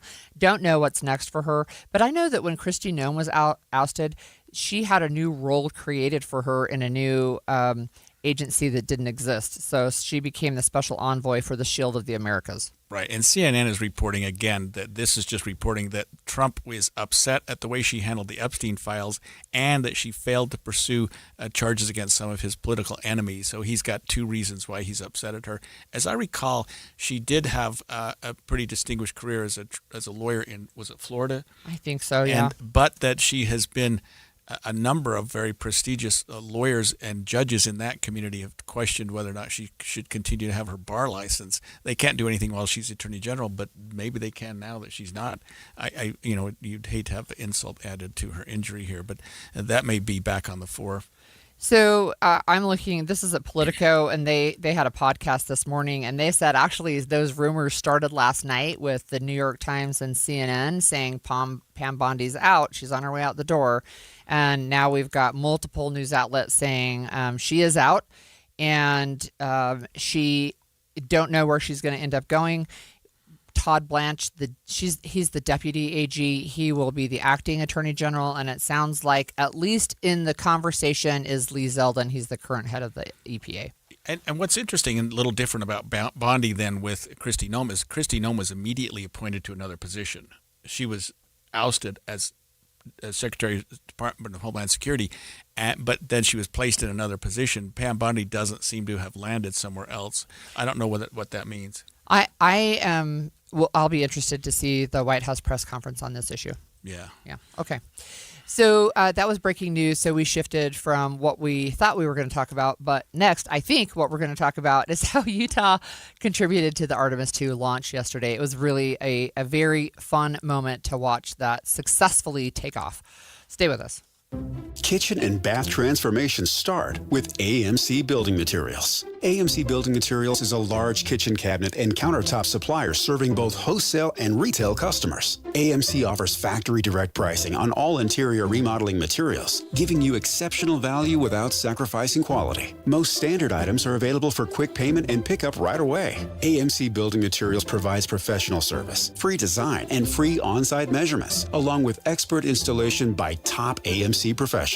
From bold kitchen designs to beautiful functional bathrooms, AMC delivers outstanding value with styles you'll love. And best of all, most projects can be completed within just 10 days. Come experience beauty you can see, quality you can feel, and service you can trust. Get directions to the new AMC Building Materials showroom at 3678 South 700 West today and schedule your free estimate. Visit amckitchenslc.org. That's amckitchenslc.org. Imagine all that could happen in 5 years. Jobs change, kids grow up, new memes come and go. But what if you had reliable, intelligent Wi-Fi and the price didn't change for 5 years? Well, thanks to the Xfinity 5-year price guarantee, you don't have to worry about that part of your future. You're guaranteed 5 years of Wi-Fi that boosts speeds to your devices that need the most, that finds and fixes any issues before you even notice. It's like a super intelligent Wi-Fi that keeps you protected from online threats. You get incredible gaming speeds on multiple devices and no one battling for bandwidth for the next 5 years.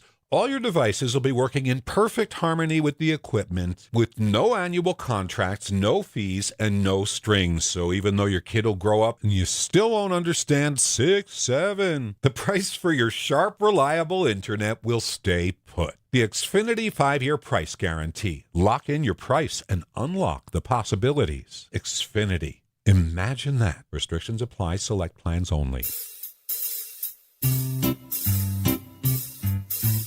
1-877 Cards for Kids. KARS Cards for Kids. 1-877 Cards for Kids. Donate your card today. 1-877 Cars for Kids. KARS Cars for Kids. 1-877 Cars for Kids. Donate your car today. Ready to get rid of that old car? Donate it to Cars for Kids. Call 877 Cars for Kids to speak to a friendly live agent. Donation is super easy, and your car can be picked up as soon as tomorrow. Go to carsforkids.org now or call 877 Cars for Kids to donate your car today. 1-877 Cars for Kids. KARS Cars for Kids. 1-877 Cars for Kids.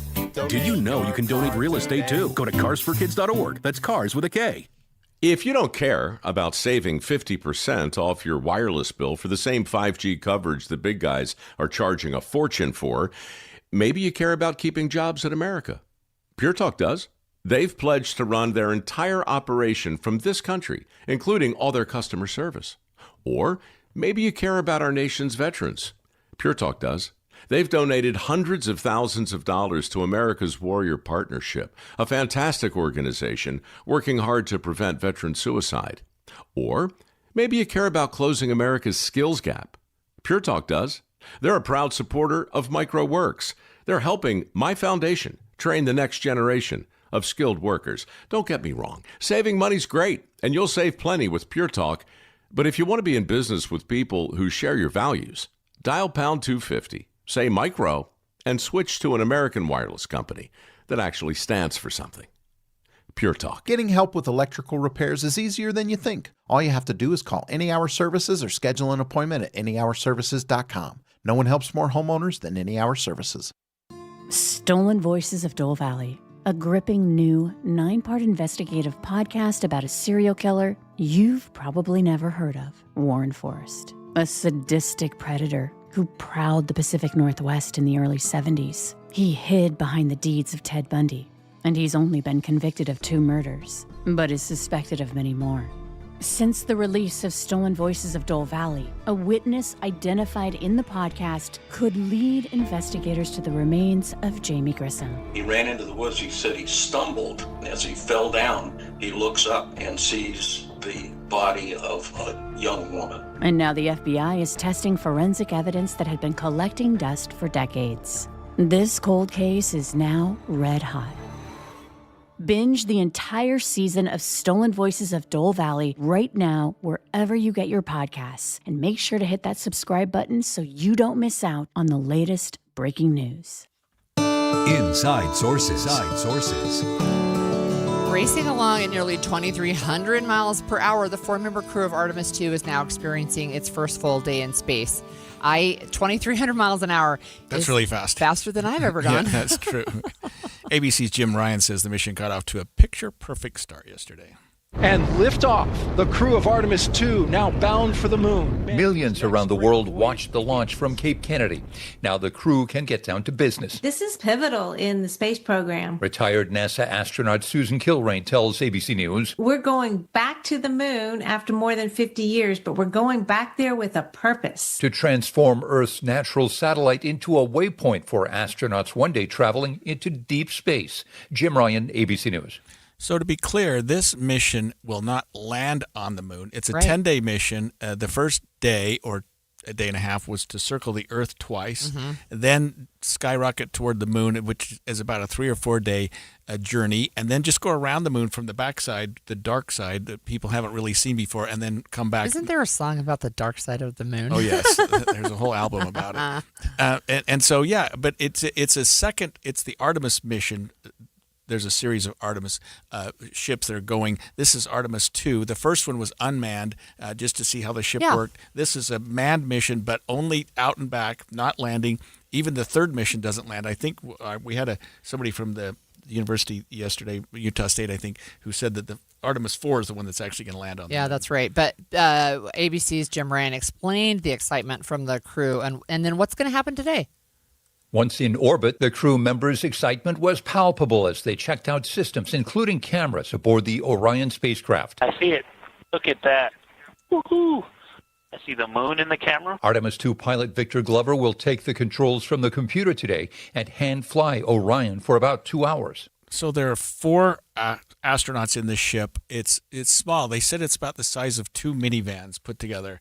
4 people living in that for 10 days, which is... You have to not be claustrophobic. Yeah, there are worse things that can happen. But it just, I don't know. I'm excited about this. I stayed up, or it wasn't that late, but it was, I wanted to watch it take off. I wanted to see as much as I could about it. Just that first hour when you sort of hold your breath while it gets out of Earth's atmosphere. Once it's there, you feel like they're on their way. I want to talk just a really short second about the name. So Artemis is a Greek name from mythology, and it signifies the goddess, female, of the hunt, wilderness, moon, and chastity. So Artemis is a name that is for the goddess of the moon. I think that is awesome. Yeah, and friends and family members came together all over to watch the launch, including Utah State University Tremonton campus. Here's KSL TV's Sarah Martin with the response on just how Utah contributed to this launch. Events and workshops on how to spot and avoid scams. Stay in the know. That was not KSL Sarah Martin, but it was beautiful. No problem. So we'll get to that in just a minute. But anyway, I'm just watching this thing, and we're hearing from the astronauts. They're very excited about what's going on. It's day 2 now. They're out of Earth's orbit, atmosphere, I should say, and on their way to the moon.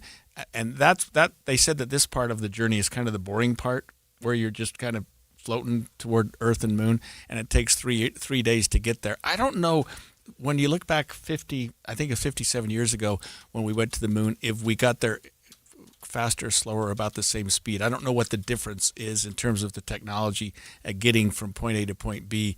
And it's also interesting to me, Holly, that we landed on the moon, but we're not ready to just jump right back into that fray. So we have a couple of texters, and one of them said I was not correct at the 2,300. It's 23,000 miles per hour in space. I guess you really go fast.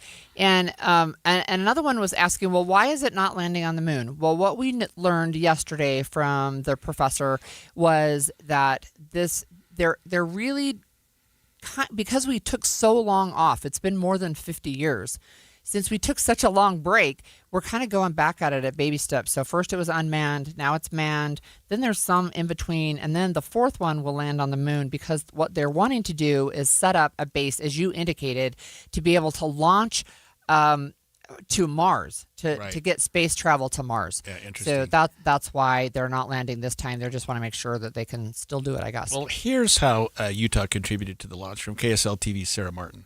200 people packed into this tiny building today to watch the rocket launch, nearly all of them with a different story about how their family helped get these astronauts to space.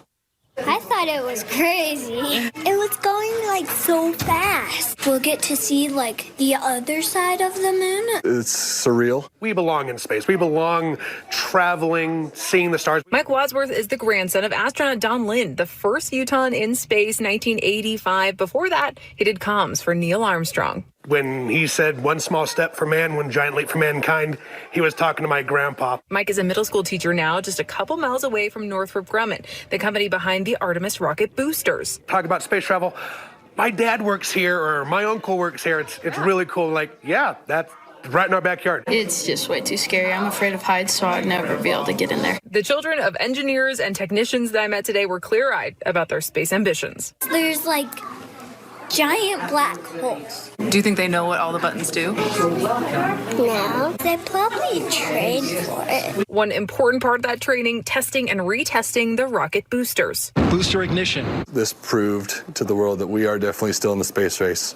And where it might take us 3 years to get a rocket done, it works every time. Greg Swenson works in quality control at Northrop Grumman and followed these boosters to Florida for most of last year to prepare for Artemis II. We are completely vital. So the white boosters, the boosters that we make here, provide 75% of the boost that get that rocket out of the atmosphere during the first 2 minutes. 75%. He's getting ready to move to Florida full time for a new job with NASA. I just feel a sense of pride in the work that we do, and like it matters.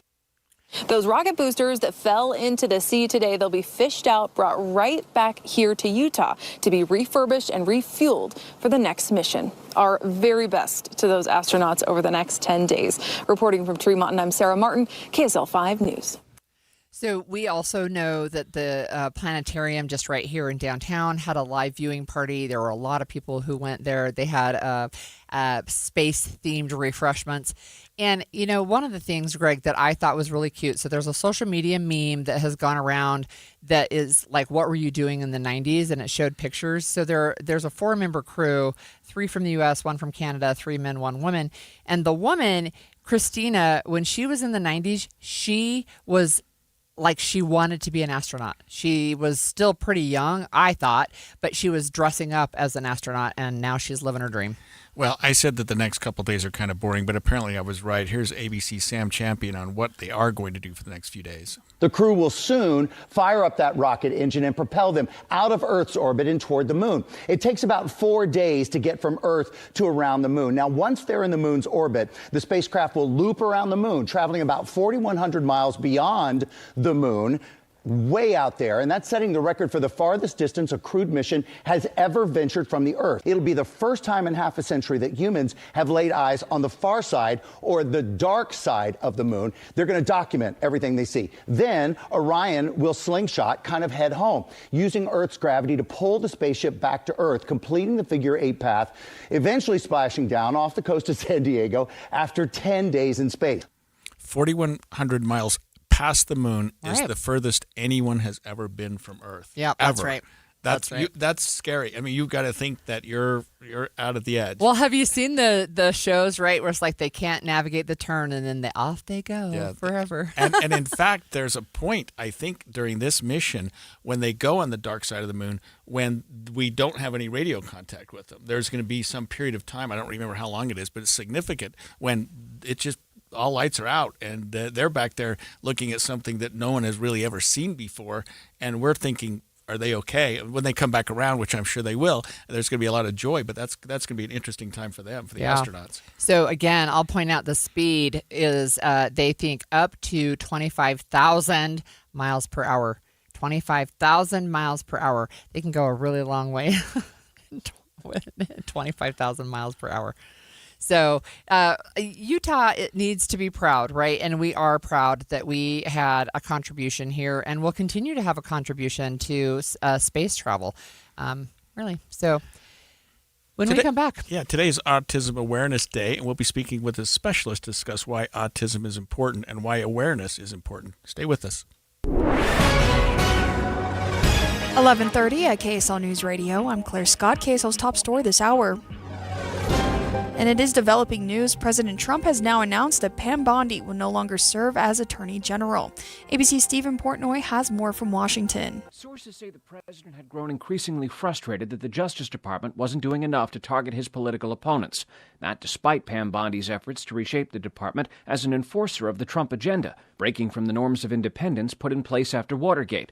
Under Bondi, the DOJ has attempted to indict New York State Attorney General Letitia James and former FBI Director James Comey. It's brought lawsuits against more than half the states to obtain their voter rolls. Top universities have been sued, with the department alleging discrimination via DEI policies and a failure to protect Jewish students on campus. Stephen Portnoy, ABC News, Washington. On Truth Social just minutes ago, President Trump wrote that Deputy Attorney General Todd Blanche will serve as acting Attorney General in the meantime. The University of Utah is warning people on campus to watch out for measles symptoms after many were potentially exposed to the virus last week. KSL News Radio's Adam Small has more. The university says people who were in several different buildings on campus last week from Tuesday to Sunday, depending on the time of day, were potentially exposed to measles. That includes the Sorensen Molecular Biotech Building, the James Talmadge Building, the A. Ray Open Student Union, Shoreline Student Housing, and the Crocker Science Center. The U is asking any students or faculty who are potentially exposed to the virus that are not vaccinated against measles to stay home for at least 3 weeks. Your money at this moment, the Dow is down 131 points, the S&P is down 5. And coming up, rain continues this afternoon. KSL weather is next. KSL News Time, 11:31.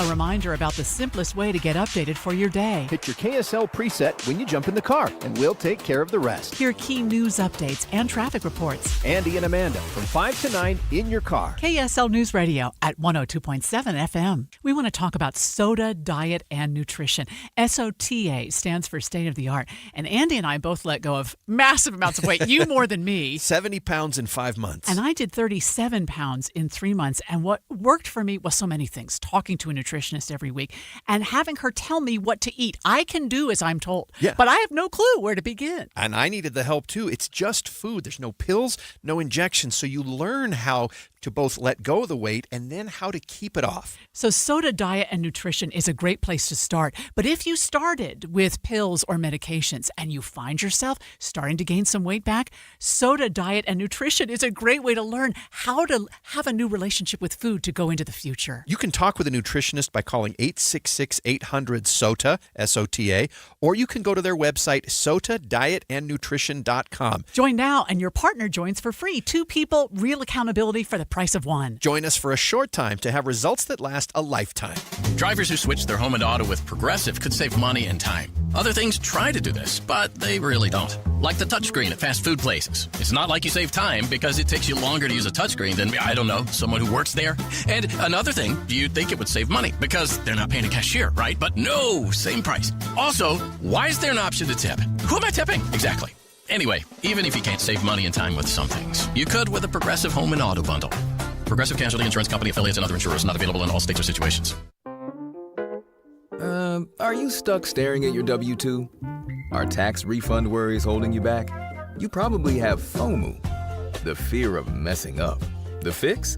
Using TurboTax on Intuit Credit Karma. They find every credit and deduction to help you get every refund dollar you deserve, or your money back. It's time to overcome your fear of messing up and get your taxes done right. Start filing today in the Credit Karma app.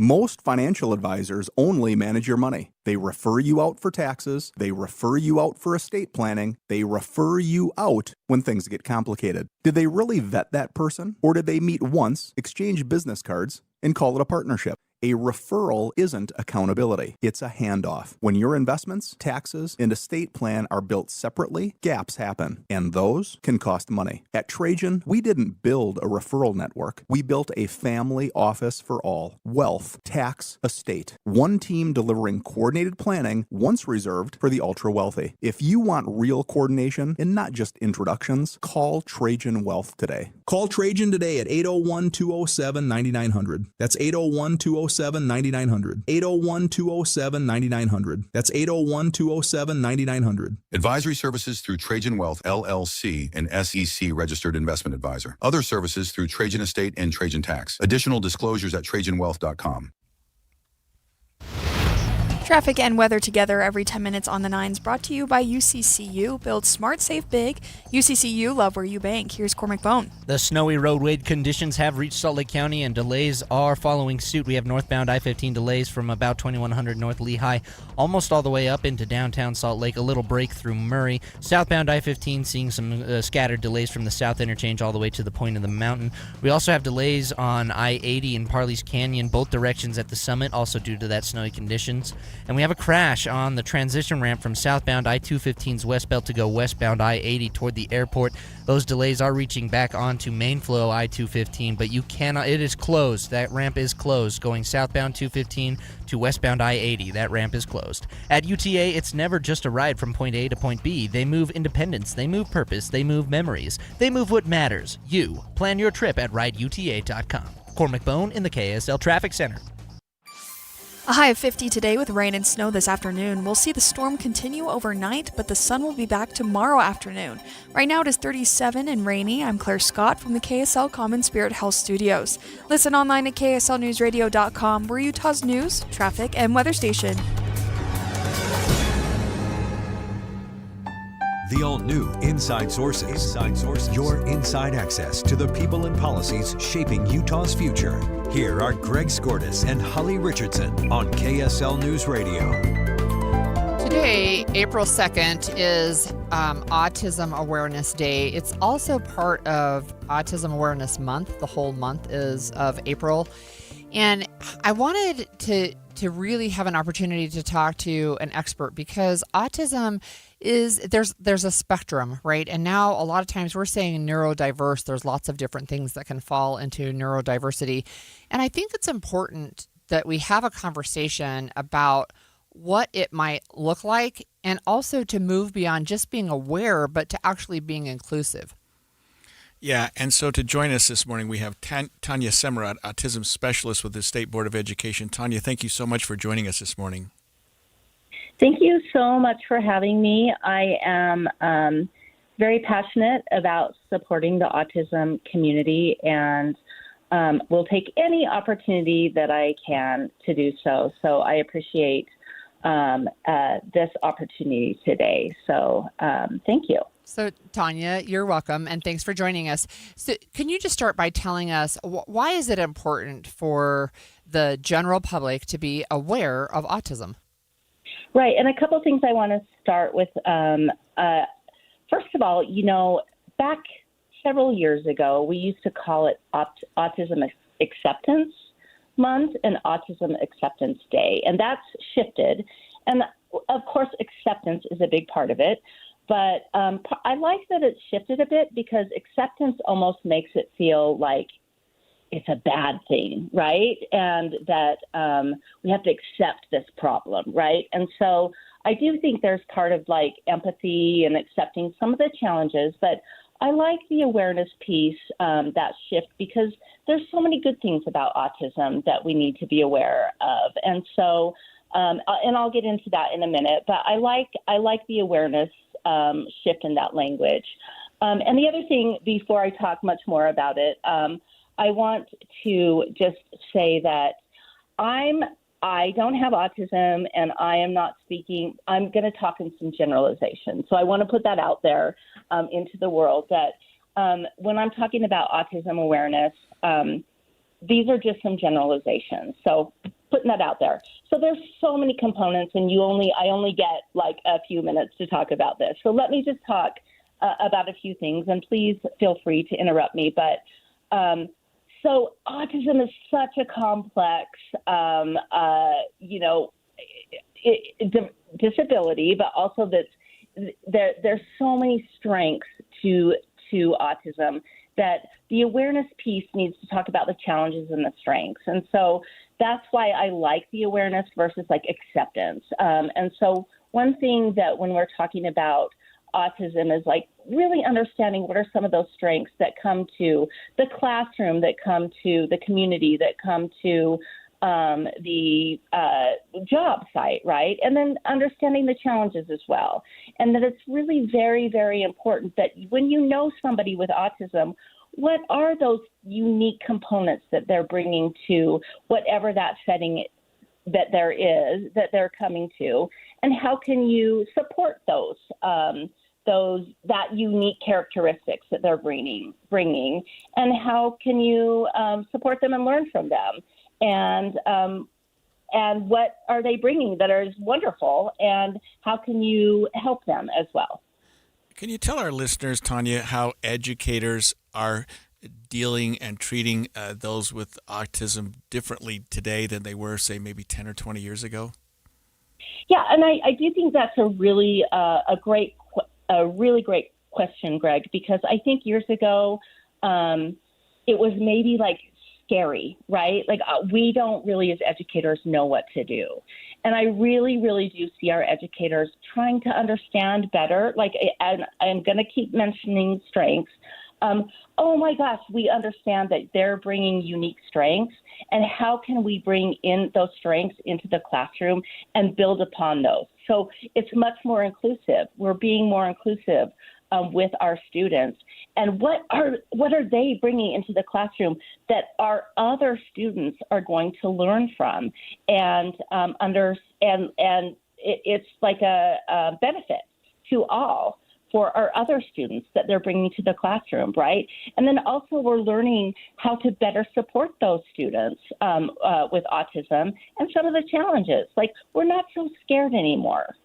That's my take on it. And again, there are still some challenges, but I think we're less afraid in trying to understand how to learn from that.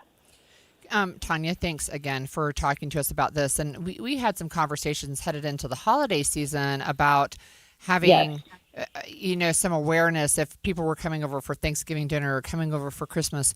How do parents navigate having a child with that is on the autism spectrum, and maybe say like we're coming up on Easter weekend? How do parents navigate those kinds of things? I think just first of all being honest and vulnerable with the people in your world. I think I'm very, very, I'm wanting our young adults, even into elementary ages, and then certainly as we get into high school age and then into adulthood, I'm very huge into helping our people on the autism spectrum advocate for themselves. And we need to do our best to honor that, right? So we, especially when it comes to family traditions, holiday traditions, we want it to look a certain way. And as family members and friends, we got to be a bit understanding that it might not look like we want it to look and feel, right? And we need to honor that. And we need to help our people with autism advocate for themselves. Like, it might look a little bit different. How does the Easter tradition work for this person that might feel a little weird to us, but how can we include them that is going to be okay, and we're going to accept it and feel okay with it not looking so traditional. Does that make sense? Makes a lot of sense, Tanya. And let me ask you this: as these individuals progress past school age, and maybe this is an unfair question for you, but what does an autism inclusive workplace look like? How can our employers look and say, okay, we should include people with autism in our workplace? No, this is a very, very important question. And again, it has to do with the advocacy component. Like from a very young age all the way into adulthood, we want to get better at helping our neurodiverse students and adults understand their needs and their strengths and advocate for themselves. There is a workplace for our people, and they need to understand what that is. We need to do better in schools at helping them understand what that is, and then helping them find the right workplace and what that looks like, and what are the accommodations that they need and that they're going to be the most successful at. And it can happen, and they can feel good and they can feel successful. And as Holly mentioned at the very beginning, it is a huge spectrum. So it's not going to be a one size fits all, but it can work. And it is work to make it work, but it can work. And it can be successful for the person, the job site, the family, those that are supporting the person. Like it can be successful, but it is work. All right. Thank you so much. That was Tanya Semerud, autism specialist with the Utah State Board of Education, joining us on Autism Awareness Day. When we come back, we have seen confirmation from President Donald Trump that Pam Bondi was removed from her role as U.S. Attorney General. We will share more about what we know, plus a couple of fun facts when we come back. If you've saved more than $300,000, there's one thing you can do now that can make your savings go twice as far in retirement, and it's tax planning. That's right. Tax planning could significantly reduce the taxes on your IRA and 401k withdrawals, Social Security benefits, and other investment income. Find out how much money you could save with a free retirement tax savings analysis from the good people at Boss Retirement Solutions. To schedule your free analysis, call 801-896-9622. Tax planning for retirement could reduce your taxes not just for 1 year, but for the rest of your life. And the savings could be six figures. Let's find out how much money you could save. Call 801-896-9622. 801-896-9622. For informational purposes only, actual results may vary. No statement contained herein shall constitute tax, legal, or investment advice. Advisory services offered through Boss Retirement Advisors, an SEC-registered investment advisor. Insurance products and services offered through Boss Retirement Solutions. KSL offers the best daily newsletter in the state. It's the 3 things you need to know. Every weekday, we deliver quality and relevant content to your inbox. No ads, no spam, just the 3 things you need to know to be informed about the world around you. Subscribe today. Visit KSLNewsRadio.com or text the word INBOX to 57500. That's INBOX to 57500. Taxes was waiting on the refund you needed yesterday. All right, your car repair is going to run about $3,000. Now Taxes is getting back on the road with TurboTax and Credit Karma, where you can get your refund up to 5 days faster and get personalized guidance to take every dollar further. Now this is Taxes. Intuit Credit Karma with TurboTax. Deposit a federal refund into Credit Karma Money account and early submission of refund data by IRS required. Terms apply. Banking services provided by MVB Bank, Inc. Member FDIC. Credit Karma is not a bank. This is the story of the one. As a maintenance tech at a university, he knows ordering from multiple suppliers takes time away from keeping their arena up and running. That's why he counts on Grainger to get everything he needs, from lighting and HVAC parts to plumbing supplies, all in one place. And with fast, dependable delivery, he's stocked and ready for the next tip-off. Call 1-800-GRAINGER, click Grainger.com, or just stop by. Grainger, for the ones who get it done. Only one type of burger. For every pallet. Fries are extra. Large in size. We've got the shakes. Going over the brim. Hey, this is Chris from JCW's. Put a positive, delicious spin on your day at any one of our 5 locations. In Lehigh, American Fork, Provo, South Jordan, or Harriman. JCW's, quality, and a lot of it. Let's retrofit and renovate old buildings before it's too late. 45 wire pipes and power lines to keep things flowing and get back online. EIGONE. Let's work together to get ready. We don't have to be scared. Visit earthquakes.utah.gov to prepare. Brought to you by Envision Utah. This is Derek Miller speaking on business. SNS Roofing is a Utah-based company known for honesty, hard work, and quality craftsmanship. They specialize in roof repairs, maintenance, and full replacements for homes and businesses. With dependable service, consistent results, and strong community involvement, they've earned statewide trust. Amy Swenson joins us with more. At SNS Roofing, we believe a roof is more than a structure. It is protection for families, businesses, and the memories created underneath it. As a locally rooted company serving Salt Lake City, Park City, and communities across Utah, we take pride in delivering roofing solutions built to last. With over 35 years of combined experience, our team focuses on superior materials, expert craftsmanship, and honest communication on every project, whether it's a repair, preventative maintenance, or a full roof replacement with safety and long-term durability. We're committed to giving back, supporting local organizations and community initiatives whenever we can. We're grateful to be part of a strong business community and look forward to serving Utah with integrity and reliability. For all your roofing needs, call us at 801-272-7000 or visit snsroofingutah.com for more information. SNS Roofing continues to support Utah by strengthening communities and providing reliable quality services. Businesses like theirs help the state grow, create opportunities, and contribute to the well-being and resilience of neighborhoods across Utah.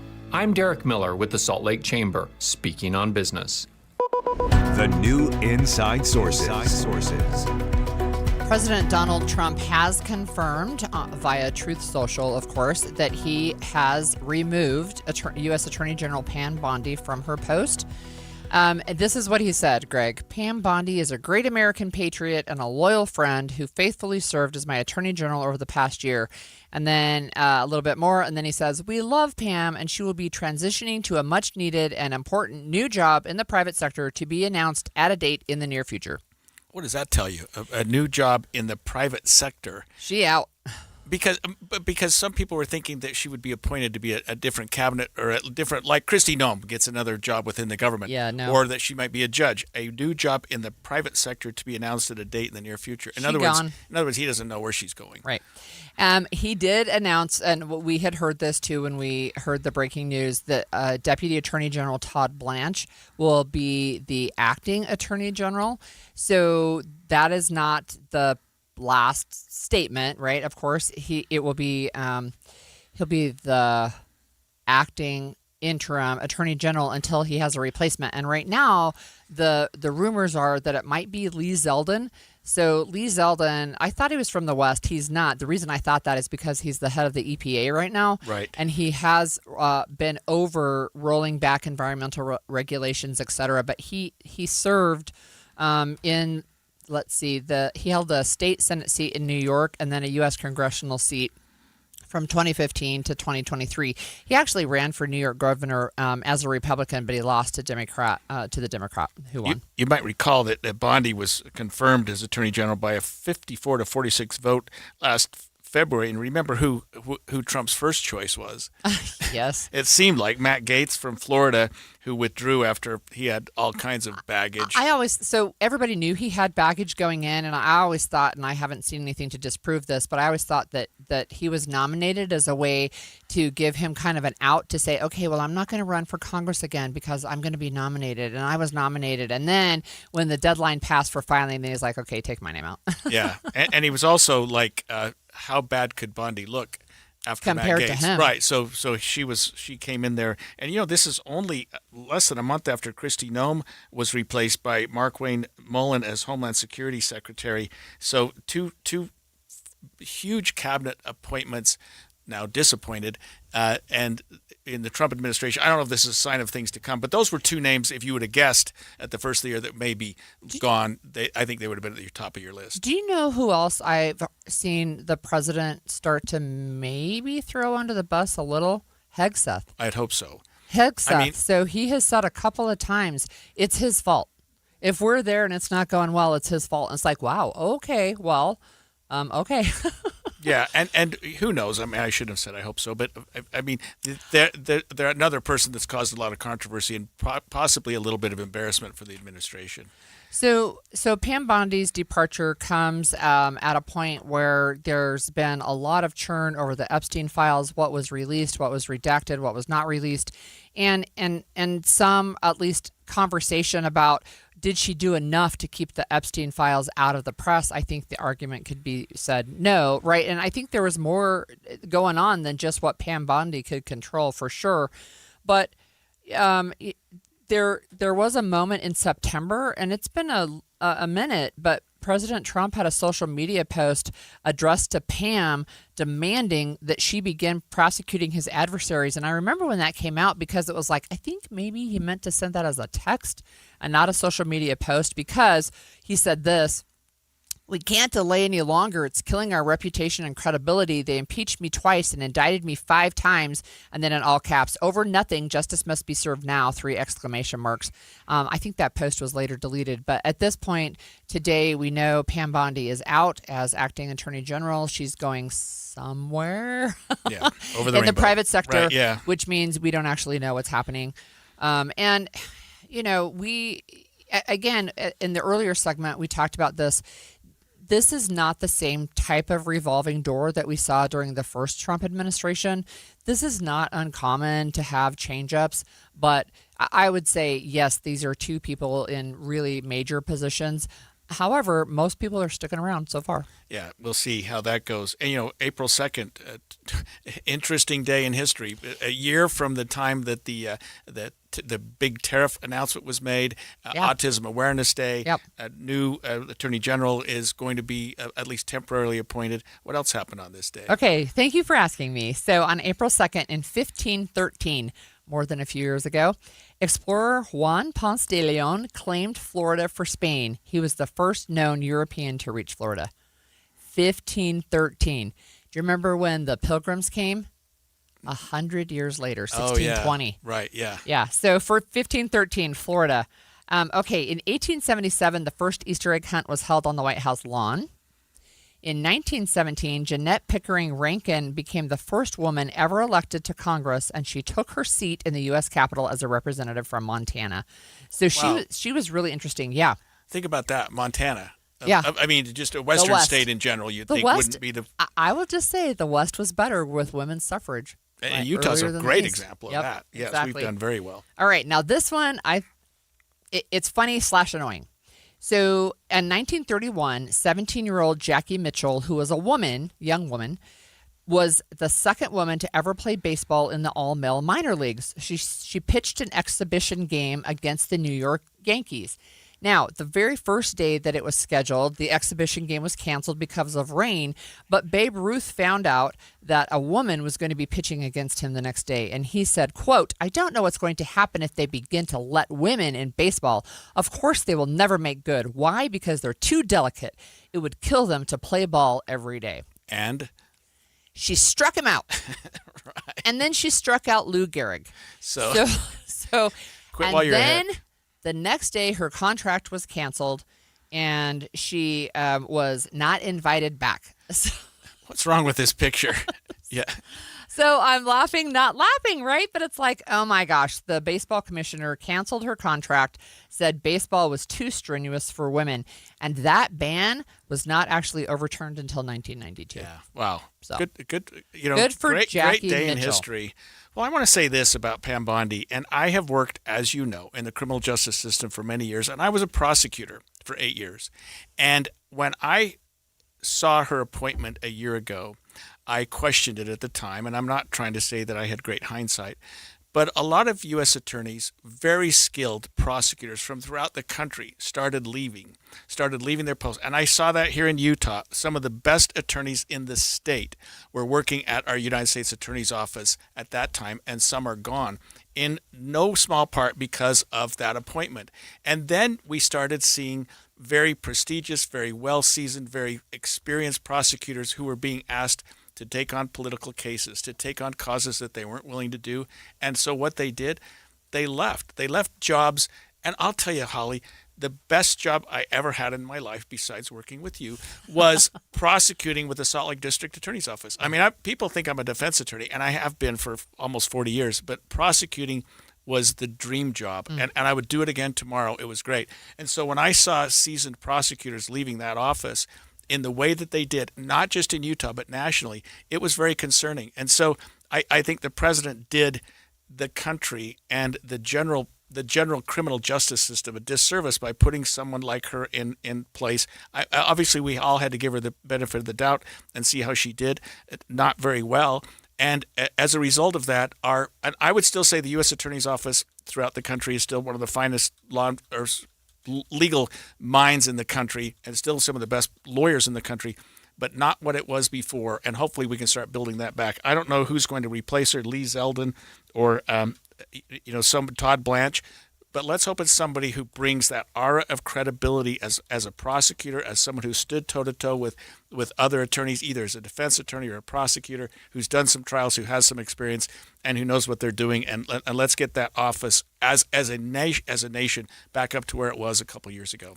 All right. Thanks for those closing arguments. Coming up next, Midday with Maria Chaleos. She's going to have continued coverage on President Donald Trump firing Pam Bondi as Attorney General. Stay with us.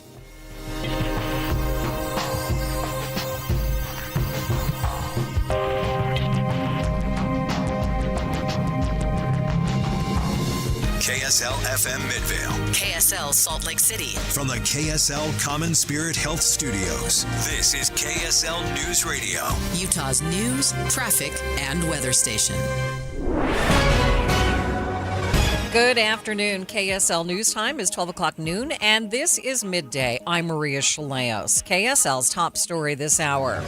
And it is developing news. President Trump has officially ousted Attorney General Pam Bondi. ABC News national correspondent Stephen Portnoy has more. Sources say the president had grown increasingly frustrated that the Justice Department wasn't doing enough to target his political opponents. That despite Pam Bondi's efforts to reshape the department as an enforcer of the Trump agenda, breaking from the norms of independence put in place after Watergate. Under Bondi, the DOJ has attempted to indict New York State Attorney General Letitia James and former FBI Director James Comey. It's brought lawsuits against more than half the states to obtain their voter rolls. Top universities have been sued, with the department alleging discrimination via DEI policies and a failure to protect Jewish students on campus. Stephen Portnoy, ABC News, Washington. President Trump spoke about the firing in the last hour in a post on Truth Social. He wrote,